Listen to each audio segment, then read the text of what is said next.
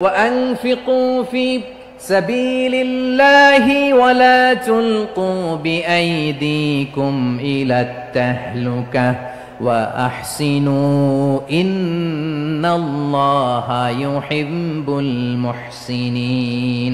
তোমরা আল্লাহর রাস্তায় দান করবে আর নিজেরা নিজেদেরকে ধ্বংসের হাতে ঠেলে দিও না। তোমরা একে অপরের প্রতি ইহসান করবে, কারণ ইহসানকারীদেরকে আল্লাহ বড্ড ভালোবাসেন। সুবহানাল্লাহ পড়েন। আবার সূরা রহমানে আল্লাহ বললেন, হাল জাযাউল ইহসানি ইল্লাল ইহসান ফাবিআইয়ি আলা, সবাই পড়েন, ফাবিআইয়ি আলাই রাব্বিকুমা তুকাযযিবান। ইহসানের প্রতিদান হিসেবে ইহসানি হয়। বিশ্বনবী সুমামার প্রতি যেমন ইহসান করেছেন, সুমামাও ঠিক তেমন ইহসান ফিরিয়ে দিয়েছে। ঠিক কিনা বলেন? বিশ্বনবী বলেছেন, ইত্তাকি দাওয়াতাল মাজলুম ফাইন্না লাইসা বাইনাহু ওয়া বাইনাল্লাহি হিজাব। মাজলুমের কান্নাকে ভয় করো, কারণ মাজলুমের কান্না আর আল্লাহর মাঝে কোনো পর্দা থাকে না। আমরা আর এরকম কোন জুলুম বাংলাদেশে দেখতে চাই না। জোরে বলেন ঠিক কিনা? আর কেউ নতুন করে জালিম হোক আপনারা চান? আবার নতুন করে কেউ ফ্যাসিস্ট হোক আপনারা চান? এক দল আরেক দলকে নিশ্চিহ্ন করার রাজনীতিতে মেতে উঠুক এটা আপনারা চান? আমরা বাংলাদেশকে আদল দিয়ে সাজাতে চাই। আমরা এই 56,000 বর্গ মাইলের প্রতিটা ইঞ্চি মাটিকে কোরআনের আইন দিয়ে সাজাতে চাই। রাজি আছেন আপনারা? কারা কারা রাজি দেখান হাত তুলে আল্লাহকে। সকল প্রশংসার মালিককে, সকল ক্ষমতার উৎসকে। কেউ যেটা পারে না পারে কে, কেউ যেটা দেখে না দেখে কে, কেউ যেটা শোনে না শোনে কে? সে আল্লাহ তাআলার দরবারে আমরা শুকরগুজার হচ্ছি। সবাই পড়ে নিচ্ছি কালিমাতুশ শুকর, আলহামদুলিল্লাহ। প্রিয় চট্টলাবাসী, গলা ছেড়ে দিয়ে আওয়াজ করে একসাথে সবাই পড়ুন, রব্বানা লাকাল হামদ হামদান কাসীরান তাইয়্যিবান মুবারাকান ফি ইয়া রাব্বি লাকাল হামদু কামা ইয়ানবাগি লিজালালি ওয়াজহিকা ওয়া আযীমি সুলতানিকা লাকাল হামদু বিল ঈমান লাকাল হামদু বিল ইসলাম লাকাল হামদু বিল কুরআন। আল্লাহ রাব্বুল ইজ্জা ওয়াল জালালের দরবারে শুকরিয়া জ্ঞাপনের পাশাপাশি আমি আজকের এই ঐতিহাসিক চট্টগ্রামের প্যারেড ময়দানে আয়োজিত 5 দিন ব্যাপী তাফসিরুল কোরআন মাহফিলের যারা সম্মানিত আয়োজক বৃন্দ, ইসলামী সমাজ কল্যাণ পরিষদ চট্টগ্রামকে অন্তরের অন্তঃস্থল থেকে ধন্যবাদ এবং মোবারকবাদ জানাতে চাই, যারা দীর্ঘ কয়েক মাস ব্যাপী অনেক কষ্ট করে, অনেক ডিজাইন করে, অনেক প্ল্যান প্রোগ্রাম করে এরকম চমৎকার একটি কোরআনের বাগানকে সাজিয়েছে। আজকের এই প্রোগ্রামের সম্মানিত সভাপতি, প্রধান অতিথি, বিশেষ অতিথি, মঞ্চে উপবিষ্ট উলামায়ে কেরাম, কমিউনিটি লিডার্স, চট্টগ্রামের বিভিন্ন পর্যায়ের বিভিন্ন দলের সামাজিক, ধর্মীয়, রাজনৈতিক নেতৃবৃন্দ, ব্যবসায়ী ভাইয়েরা, চাকরিজীবী ভাইয়েরা, শ্রমজীবী ভাইয়েরা, ছাত্র ভাইয়েরা, পর্দার আড়ালে আমার মায়েরা এবং বোনেরা, সাংবাদিক বন্ধুরা, মিডিয়া কর্মী, ইউটিউবার্স, ভলান্টিয়ার্স, আপনাদের সবাইকে অন্তরের অন্তঃস্থল থেকে শুভেচ্ছা জানাই, মোবারকবাদ জানাই। আপনারা সবাই কেমন আছেন? সবাই ভালো আছেন? সুস্থ আছেন? দোয়া করি আল্লাহ তাআলা আপনাদের সবাইকে ভালো রাখুন, সুস্থ রাখুন, নিরাপদে রাখুন। আমরা সবাই পড়ি আমিন। সম্মানিত সুধী, হযরতুল আল্লাম শহীদ মরহুম আল্লামা দেলওয়ার হোসেন সাঈদী রাহিমাহুল্লাহ, ওনার স্মৃতি বিজড়িত আজকের এই ঐতিহাসিক প্যারেড ময়দানের তাফসিরুল কোরআনের প্রোগ্রামে সব আছে। স্টেজ আছে, শ্রোতা আছে, প্যান্ডেল আছে, মিডিয়া কাভারেজ আছে, কিন্তু আমাদের কলিজার টুকটাটা আমাদের মাঝে নাই। আজকের এই প্রোগ্রামে আলোচক হয়ে এই চেয়ারে আমি না বসে ওই শ্রোতাদের কাতারে বসে যদি আমাদের আল্লামার নুরানি চেহারার দিকে তাকিয়ে ওয়াজ শুনতে পারতাম, আমাদের হৃদয়টা ঠান্ডা হয়ে যেত, আমাদের তৃষ্ণার্ত হৃদয় শান্ত হতো। সব আজকে আছে, কি যেন নাই, ঠিক কিনা বলেন? আল্লাহ তাআলা প্রতি 100 বছরে একজন মুজাদ্দিদ পাঠায়, প্রতি 100 বছরে একজন মুজাদ্দিদ, যিনি সমাজকে সংস্কার করেন। আল্লামা দেলোয়ার হোসেন সাঈদী রাহিমাহুল্লাহ ছিলেন তেমন একজন মুজাদ্দিদ। চিৎকার করে বলেন ঠিক কিনা? উনি শিরক বিদআতের আস্তানাকে তছনছ করে দিয়েছেন, তাওহীদের বাণীকে সমুন্নত করেছেন, গণমানুষের কাছে তাফসিরুল কোরআনকে জনপ্রিয় করেছেন। আজীবন আজীবন তিনি ইসলামকে বিজয়ী শক্তি হিসেবে দেখার স্বপ্ন দেখতেন। এত প্রাঞ্জল ভাষা, এত চমৎকার আধুনিক প্রেজেন্টেশন, গণমানুষের কাছে কোরআনের তাফসিরকে এভাবে জনপ্রিয় করে তোলার মতো ব্যক্তিত্ব আল্লামা সাঈদী ছাড়া দ্বিতীয় কেউ এই বাংলার ভূখণ্ডে নাই। এই যে তাফসিরুল কোরআন, এই যে টার্মিনোলজি, এই টার্মটাই উনি আসলে জনপ্রিয় করেছেন। আমরা আগে জানতাম না যে এভাবে তাফসির করা যায়, এভাবে scientific indications of the Holi কোরআনকে মানুষের কাছে পেশ করা যায়, এভাবে এত জীবন ঘনিষ্ঠ করে, এত ইন্টারেক্টিভ করে কোরআনের কথাগুলো মানুষের কাছে উপস্থাপন করা যায়। উনি অন্যায়ের বিরুদ্ধে সবসময় সোচ্চার ছিলেন, প্রতিবাদী কণ্ঠস্বর ছিলেন। ওনার আলোচনা শুনলে দেহের রক্ত টকবক করে ফুটতে থাকতো। আল্লাহু আকবার, আল্লাহু আকবার, আল্লাহু আকবার। He was a strong mouthpiece of Islamic revivalism. Islamic জাগরণের স্ট্রং মাউথপিস ছিলেন আল্লামা সাঈদী রাহিমাহুল্লাহ। অনেক দোয়া পেয়েছেন, আমরা পড়েছি, এমন জীবন তুমি করিবে গঠন, মরণে হাসিবে তুমি, কাঁদিবে ভুবন। গোটা বিশ্বকে তিনি কাঁদিয়েছেন।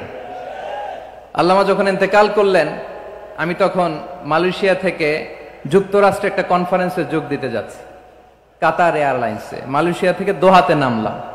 দোহায় যখন আমার ট্রানজিট, তখন শুনতে পেলাম যে আল্লামা বিদায় নিয়েছেন। সোশ্যাল মিডিয়ায় শুনে বিশ্বাস করতে পারলাম না। মুহূর্তের মধ্যেই মাসুদ সাঈদী ভাইকে মেসেজ করলাম, উনি কোনো উত্তর দিতে পারলেন না। মাসুদ ভাইয়ের সাথে যখন কোলাকুলি করি, আমাদের শামীম ভাইয়ের সাথে যখন কোলাকুলি করি, মনে হচ্ছে আল্লামা সাঈদীর ঘ্রাণ পাই। শরীরটা লিটারালি কাঁপছিল, নিজেকে মানাতে পারছিলাম না, বিশ্বাস করতে পারছিলাম না যে আসলে আল্লামা বিদায় নিয়েছেন। ইন দ্য মিন টাইম আমার সেকেন্ড ফ্লাইট দোহা টু নিউ ইয়র্ক, 12 ঘন্টার ফ্লাইটে উঠলাম। ইন্টারনেট থেকে বিচ্ছিন্ন হলাম। নামার পরে শুনলাম আল্লাহু আকবার, যেখানে ওনাকে কবরস্থ করার কথা ছিল সেখানেও কবর দিতে দেয়া হয় নাই। ছবিগুলো দেখতে লাগলাম, হাসিমাখা মুখ, হাসিমাখা নিথর দেহটা, মরণে হাসিবে তুমি, কাঁদিবে ভুবন। From east to west, from north to south, the entire globe, গোটা বিশ্ব ওনার জন্য কেঁদেছে, গোটা বিশ্ব কেঁদেছে। কাবার গিলাফ ধরে ধরে মানুষ চিৎকার করেছে। এর চেয়ে শ্রেষ্ঠ মৃত্যুকার হতে পারে? আমাদের আল্লামার আর কি পাওয়ার ছিল বলেন? আর কি পাওয়ার ছিল? কুল্লু নাফসিন যায়িকাতুল মাউত, যারাই দুনিয়াতে আসবে তারা ইন্তেকাল করবে, এটা আমরা মেনে নেই, এটা আমরা জানি। কিন্তু অবাক করা বিষয় হচ্ছে আমরা আজও জানি না আমাদের আল্লামার মৃত্যু কি স্বাভাবিক হয়েছে নাকি এটা পরিকল্পিত মেডিকেল কিলিং ছিল। এটা যে পরিকল্পিত মেডিকেল কিলিং ছিল, এটা ধারণা করার পেছনে অনেক কারণ আছে। তিনি আধিপত্যবাদের বিরুদ্ধে সোচ্চার ছিলেন, ফ্যাসিবাদের বিরুদ্ধে সোচ্চার ছিলেন, রাজনৈতিক প্রতিহিংসার শিকার ছিলেন। এজন্য এটা মেডিকেল কিলিং হতে পারে এ ধারণা আমরা করতেই পারি। আওয়াজ করে বলেন ঠিক কিনা? যেই সময়টা আমরা কাটাচ্ছি, এত সুন্দর সময় বাংলাদেশ আর পাবে না। আমাদের জন্মের পর থেকে এরকম চমৎকার সময় আমরা পাই নাই। এটাই আসল সময়। আমরা ইন্টারিম গভর্নমেন্টের কাছে দাবি জানাই, উচ্চতর তদন্ত কমিটি করে এটা কি হত্যাকাণ্ড ছিল নাকি স্বাভাবিক মৃত্যু ছিল, এই রিপোর্ট গণমানুষের কাছে প্রচার করে জানাতে হবে। এই দাবির সাথে কি সবাই আপনারা একমত? কারা কারা একমত হাত তুলে দেখান।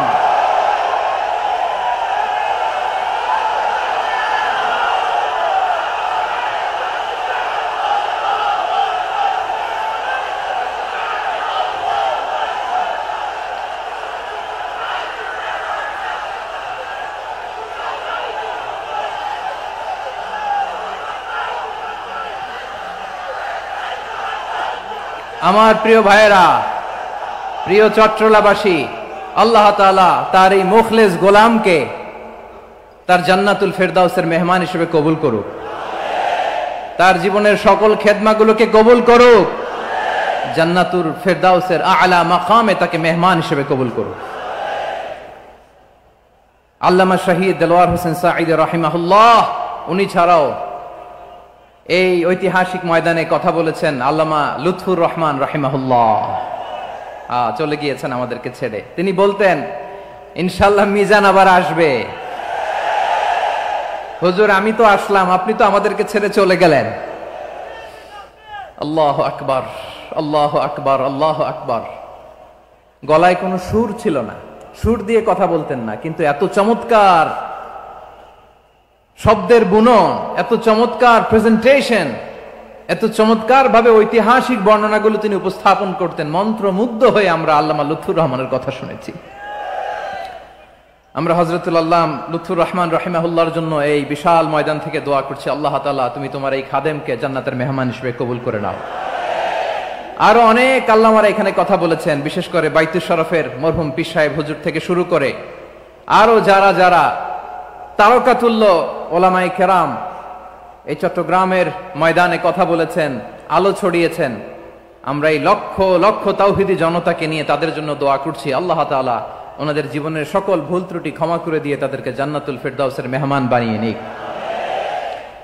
আমরা এই ঐতিহাসিক প্যারেড ময়দানের প্রোগ্রাম থেকে স্মরণ করতে চাই 24-এর ছাত্র নাগরিক অভ্যুত্থানে আমার যে সমস্ত ছাত্র নাগরিক ভাইয়েরা দেহের তাজা রক্ত বিলি দিয়ে নতুন বাংলাদেশ আমাদেরকে উপহার দিয়েছে।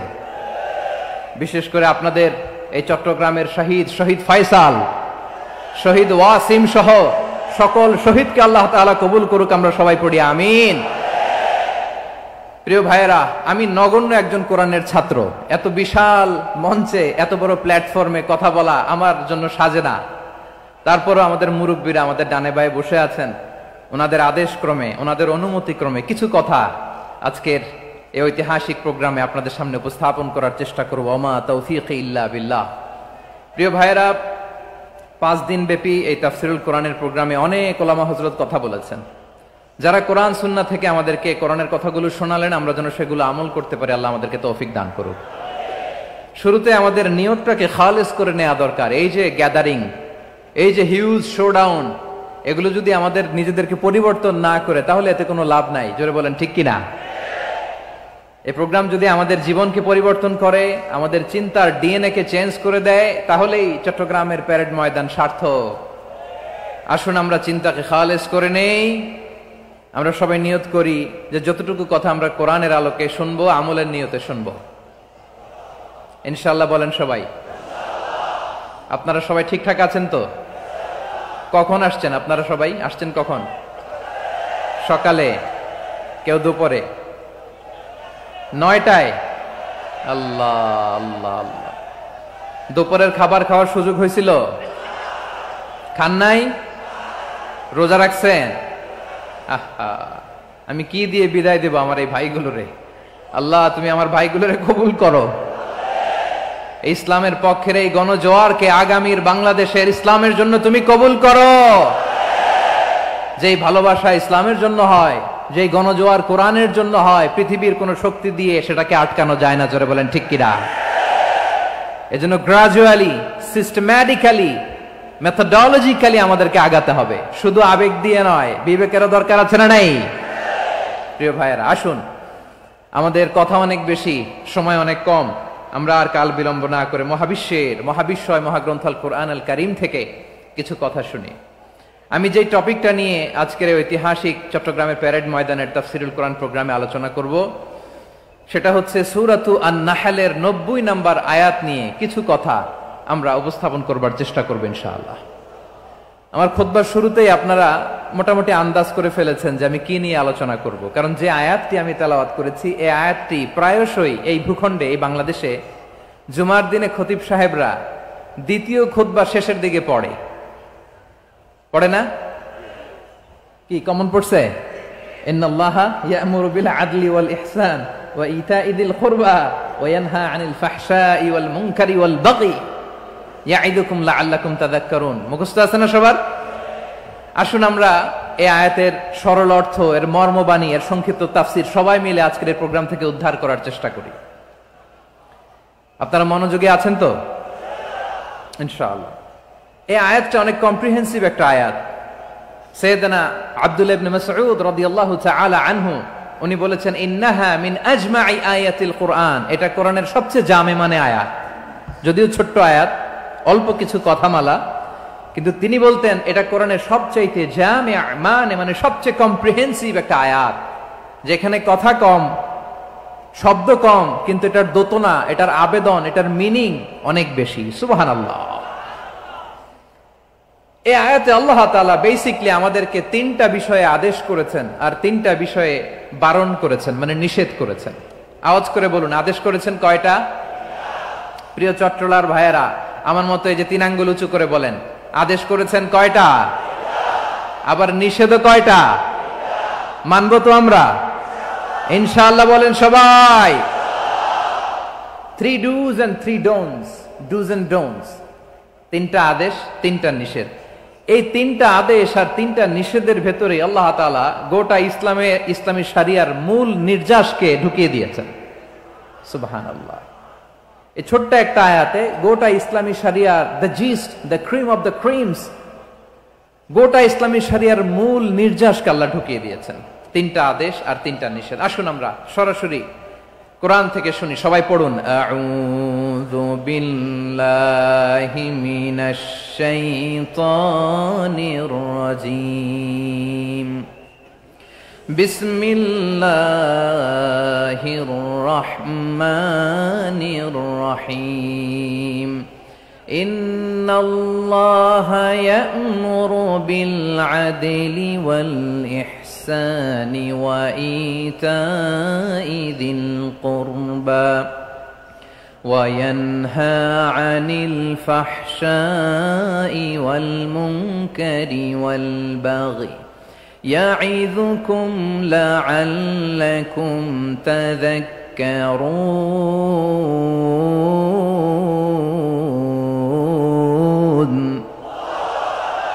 আল্লাহ তাআলা ইরশাদ করছেন, ইন্নাল্লাহা ইয়া'মুরু বিল আদলি ওয়াল ইহসান, নিশ্চয় আল্লাহ তাআলা তোমাদেরকে ন্যায় বিচারের আদেশ দেন, সদাচরণের আদেশ দেন, নিকট আত্মীয়দেরকে দানের আদেশ দেন। আদেশ কয়টা?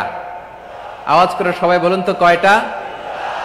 নিশ্চয় আল্লাহ তাআলা তোমাদেরকে ন্যায় বিচারের আদেশ দেন, সদাচরণের আদেশ দেন, তিনি তোমাদের নিকট আত্মীয়দেরকে দানের আদেশ দেন, আর তিনি তোমাদেরকে অশ্লীলতা থেকে নিষেধ করেন, মন্দ কাজ থেকে নিষেধ করেন, অবাধ্যতা সীমা লঙ্ঘন থেকে নিষেধ করেন। তিনি তোমাদেরকে উপদেশ দেন যাতে তোমরা শিক্ষা গ্রহণ করো। সুবহানাল্লাহ। উপদেশ দিচ্ছে স্বয়ং কে? তিনটা জিনিসের আদেশ। ইয়া'মুরু বিল আদল, সুবিচার, ন্যায় বিচারের আদেশ তিনি দেন। ইহসানের আদেশ দেন, যাতে আমরা ইহসান করি, একে অপরের প্রতি সুবিচার করি, মহানুভবতা দেখায়, অনুগ্রহ দেখায়, আর নিকট আত্মীয়দেরকে যেন আমরা দান করি। এই তিনটা আদেশ তিনি দিয়েছেন। আর কোন তিনটা জিনিস থেকে তিনি বারণ করেছেন? অশ্লীলতা, ফাহশা, মুনকার, মানে সব মন্দ আর অসৎ কাজ, এগুলো থেকে তিনি আমাদেরকে বারণ করেন। ওয়াল বাগি, অবাধ্যতা, সীমা লঙ্ঘন, এই তিনটা কাজ থেকে তিনি আমাদেরকে বারণ করেন। তিনি আমাদেরকে উপদেশ দেন, স্বয়ং আল্লাহ তাআলা আমাদেরকে উপদেশ দেন যাতে করে আমরা শিক্ষা গ্রহণ করি। সুবহানাল্লাহ পড়ে। তাহলে আসুন আমরা ধরে ধরে একটা একটা করে সামনের দিকে আগাই। আল্লাহ তাআলা প্রথমে আমাদেরকে আদেশ দিয়েছেন আদালের। ইন্নাল্লাহা ইয়া'মুরু বিল আদল।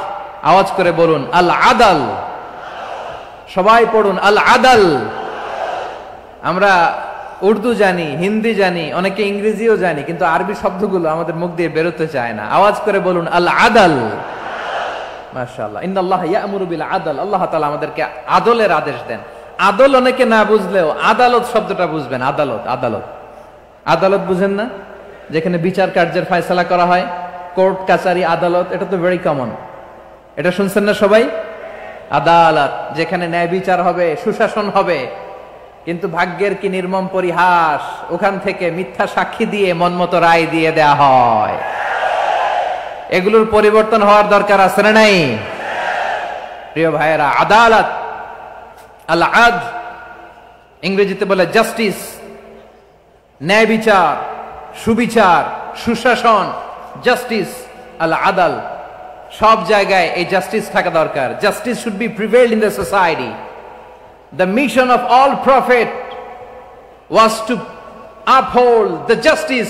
সব নবীর মিশন ছিল এই জাস্টিসকে, আদালকে, সুশাসন আর সুবিচারকে নিশ্চিত করা। পড়েন সুবহানাল্লাহ।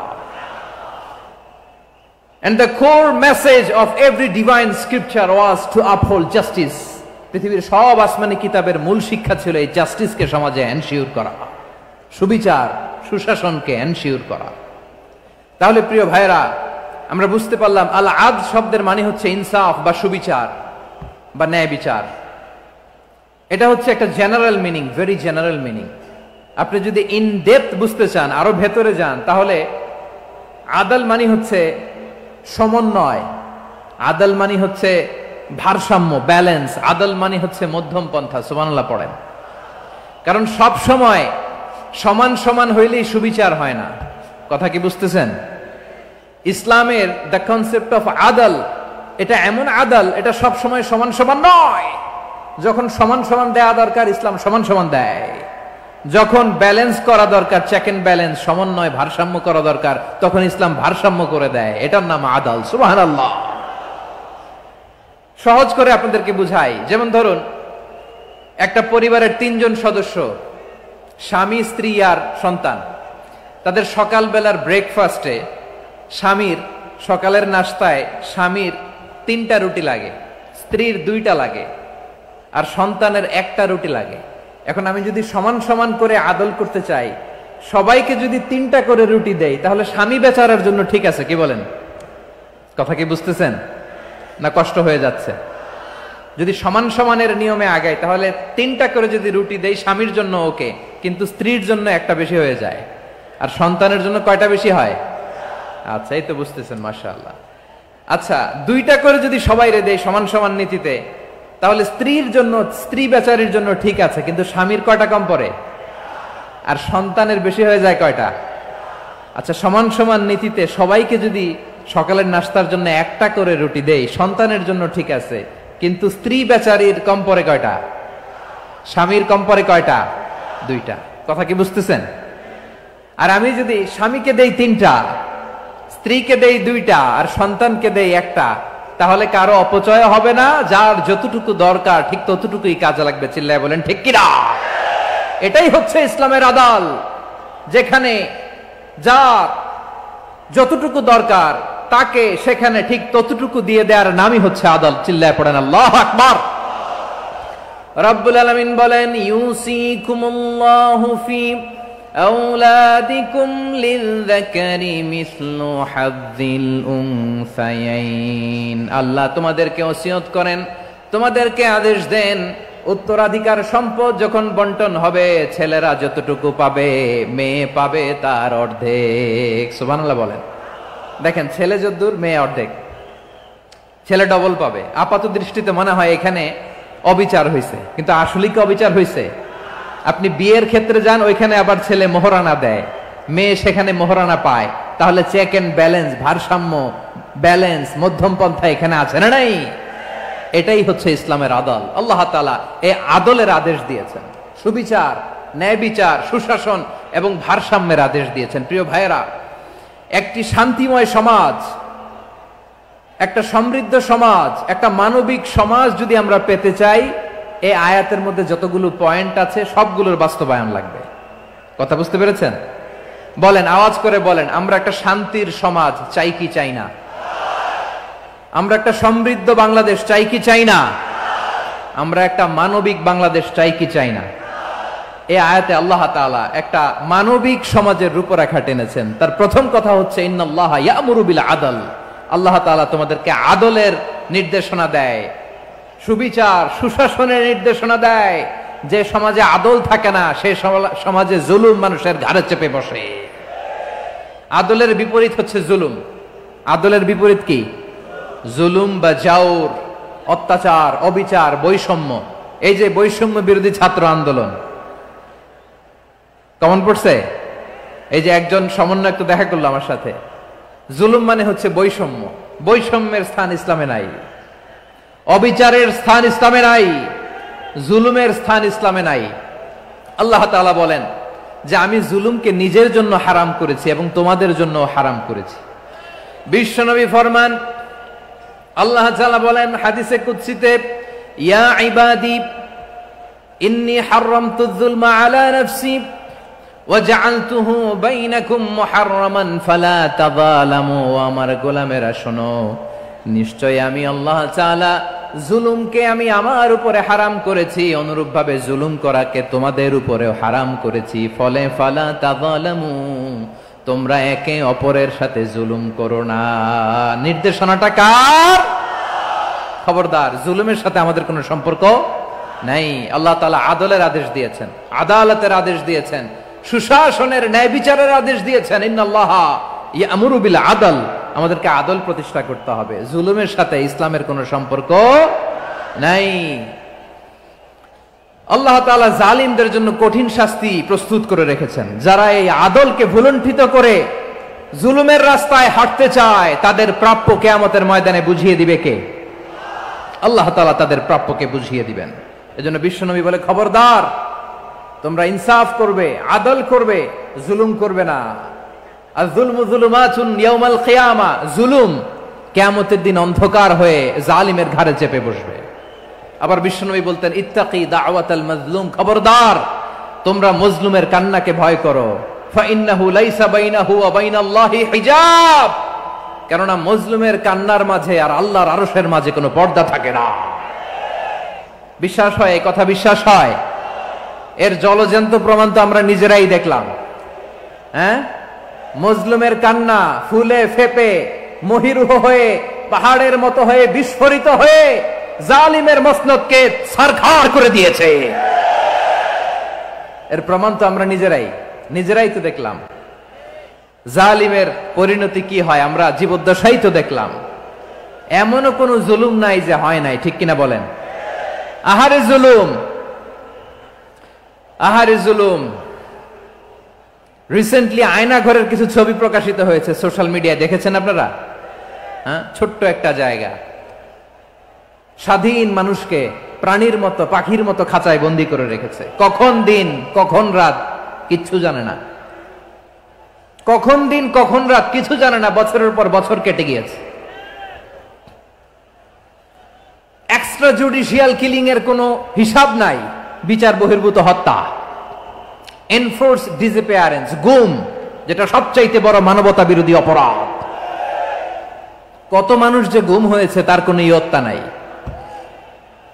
যেই ফ্যামিলির সদস্য গুম হয়েছে তারা কি ওই লোকটার জন্য মাগফিরাতের দোয়া করবে নাকি সুস্বাস্থ্যের দোয়া করবে তারা নিজেরাও জানতো না, কারণ জানে না ও বেঁচে আছে না মরে গেছে। আহা, বিডিআর নওজওয়ানদের যারা ছাড়া পেল দেখলাম, বিনা অপরাধে, কোনো অন্যায় ছাড়া, অপরাধ ছাড়া তাদের জীবন থেকে, তাদের তারুণ্যের, তাদের যৌবনের 15 বছর 16 বছর 17 বছর নাই, 6 মাস বয়সের ছোট বাচ্চাকে রেখে জেলে গেছে। 6 মাসের মেয়ে বেরোয় দেখে মেয়ের বয়স 17 বছর। মেয়ে বাবারে চিনে না, বাবা মেয়েরে চিনে না। মেয়েকে এখন বিয়ে দিয়ে আরেক ছেলের হাতে তুলে দিবে। মেয়ের শৈশব বাবা দেখে নাই, মেয়ের কৈশোর বাবা দেখে নাই, মেয়ের তারুণ্য দেখে নাই। আরেক যুবককে দেখলাম 14 বছরের 14 দিনের সংসার, 2 সপ্তাহের সংসার শেষে জেলে গেছে। কত যুবকের যে স্ত্রী চলে গিয়েছে ফ্যামিলি ছেড়ে, কারণ জানে না তো কবে আসবে, কি হবে, কেউ জানতো না। দাম্পত্য জীবনের মাত্র 14 দিনের স্মৃতি, এই স্মৃতিকে আঁকড়ে ধরে এক বোন 16টা বছর 17টা বছর কাটিয়ে দিয়েছে। আমি নিউজটা দেখে ভাবলাম, আমার এই বোনের প্রতিটি দিন কিভাবে কেটেছে, প্রতিটি রাত কিভাবে কেটেছে, প্রতিটি ক্ষণ কিভাবে কেটেছে। বিশ্বনবী বলেছেন, ইত্তাকি দাওয়াতাল মাজলুম ফাইন্না লাইসা বাইনাহু ওয়া বাইনাল্লাহি হিজাব। মাজলুমের কান্নাকে ভয় করো, কারণ মাজলুমের কান্না আর আল্লাহর মাঝে কোনো পর্দা থাকে না। আমরা আর এরকম কোন জুলুম বাংলাদেশে দেখতে চাই না, জোরে বলেন ঠিক কিনা? আর কেউ নতুন করে জালিম হোক আপনারা চান? আবার নতুন করে কেউ ফ্যাসিস্ট হোক আপনারা চান? এক দল আরেক দলকে নিশ্চিহ্ন করার রাজনীতিতে মেতে উঠুক, এটা আপনারা চান? আমরা বাংলাদেশকে আদল দিয়ে সাজাতে চাই। আমরা এই 56,000 বর্গ মাইলের প্রতিটা ইঞ্চি মাটিকে কোরআনের আইন দিয়ে সাজাতে চাই। রাজি আছেন আপনারা? কারা কারা রাজি দেখান হাত তুলে আল্লাহকে।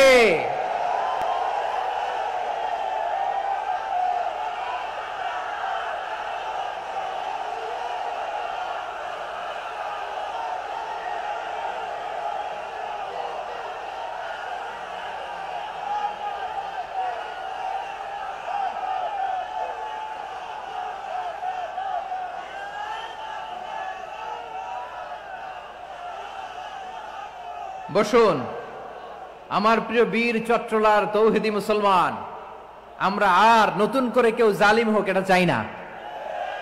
নতুন করে আবার কেউ ফ্যাসিস্ট হোক আমরা চাই না। এক দল আরেক দলকে নিশ্চিহ্ন করার রাজনীতি করুক আমরা চাই না।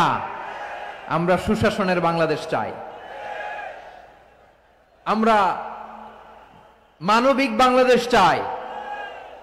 আমরা একটা সমৃদ্ধ বাংলাদেশ চাই। আমরা বিশ্বের বুকে সম্মান নিয়ে মাথা উঁচু করে দাঁড়াতে চাই, ঠিক কিনা বলেন?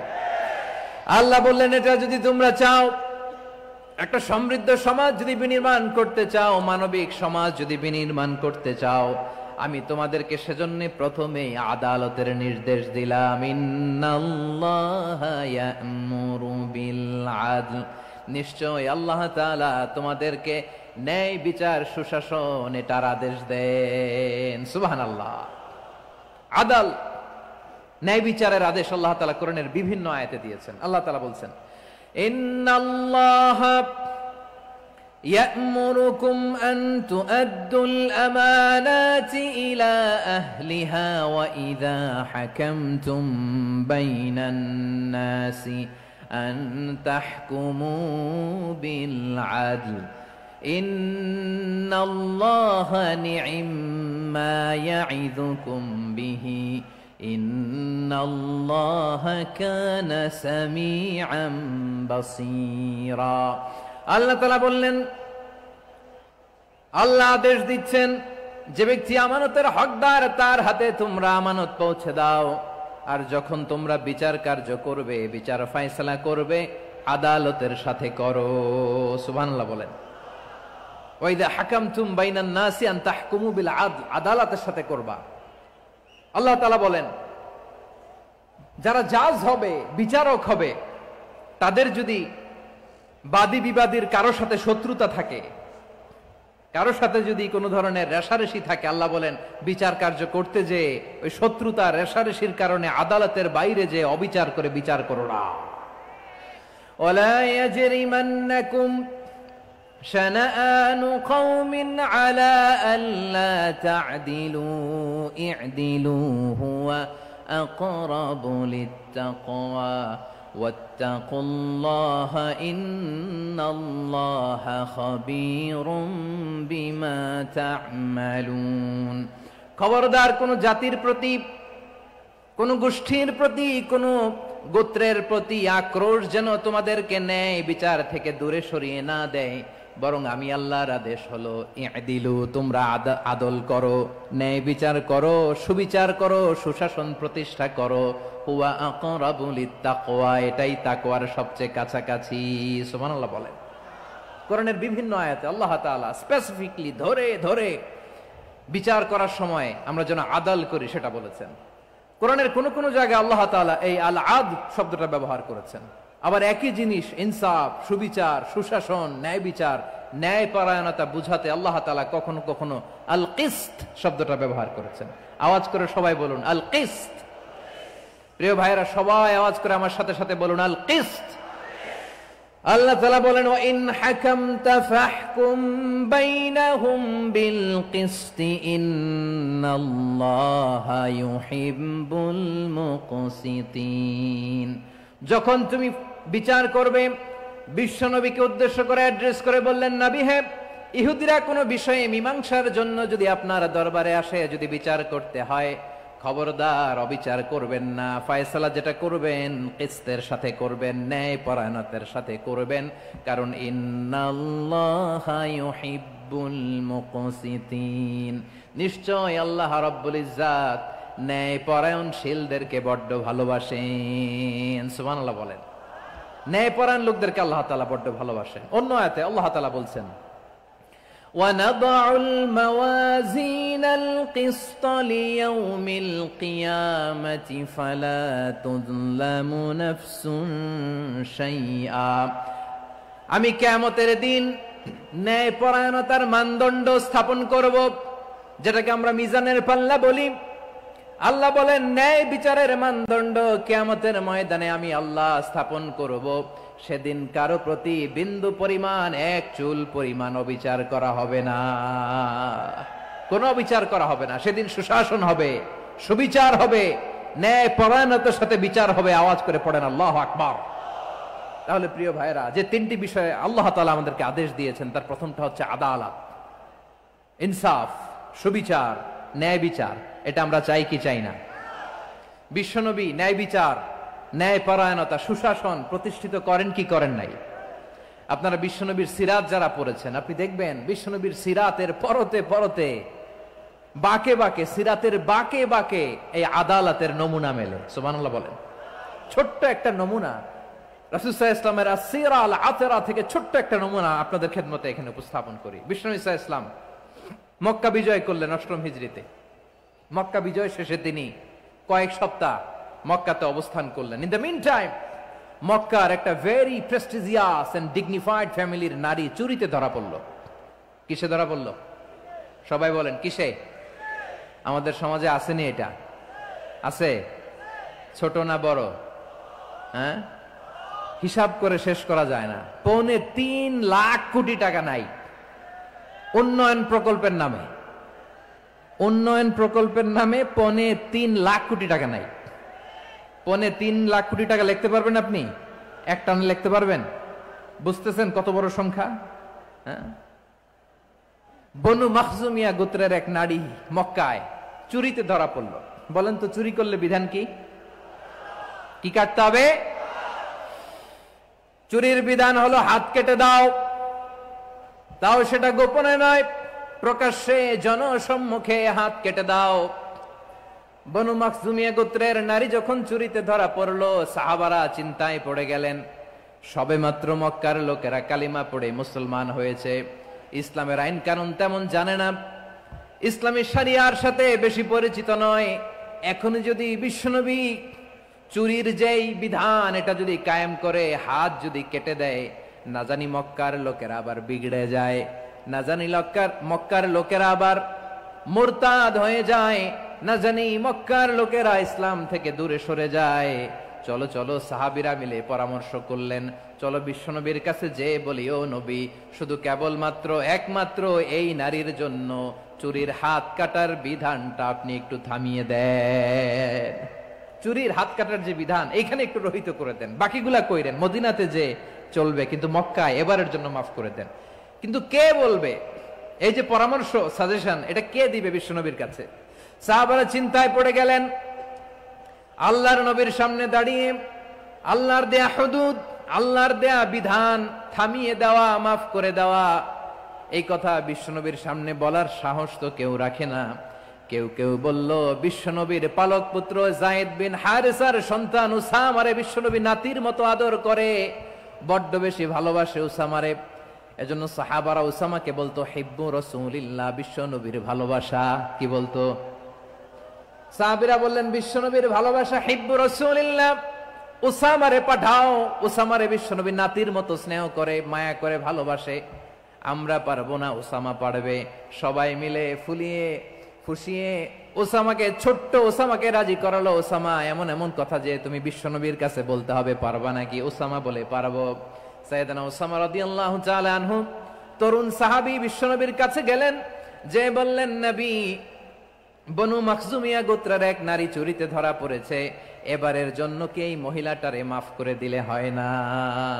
এবারের জন্য একটু ক্ষমা করা যায় না নবী? বিশ্বনবী বলেন, আতাশফাউ ফি হাদ্দিম মিন হুদুদিল্লাহ, তোমার এত বড় সাহস উসামা, তুমি আল্লাহর হাত, আল্লাহর দেয়া বিধান এটার ব্যাপারে সুপারিশ করতে এসেছো?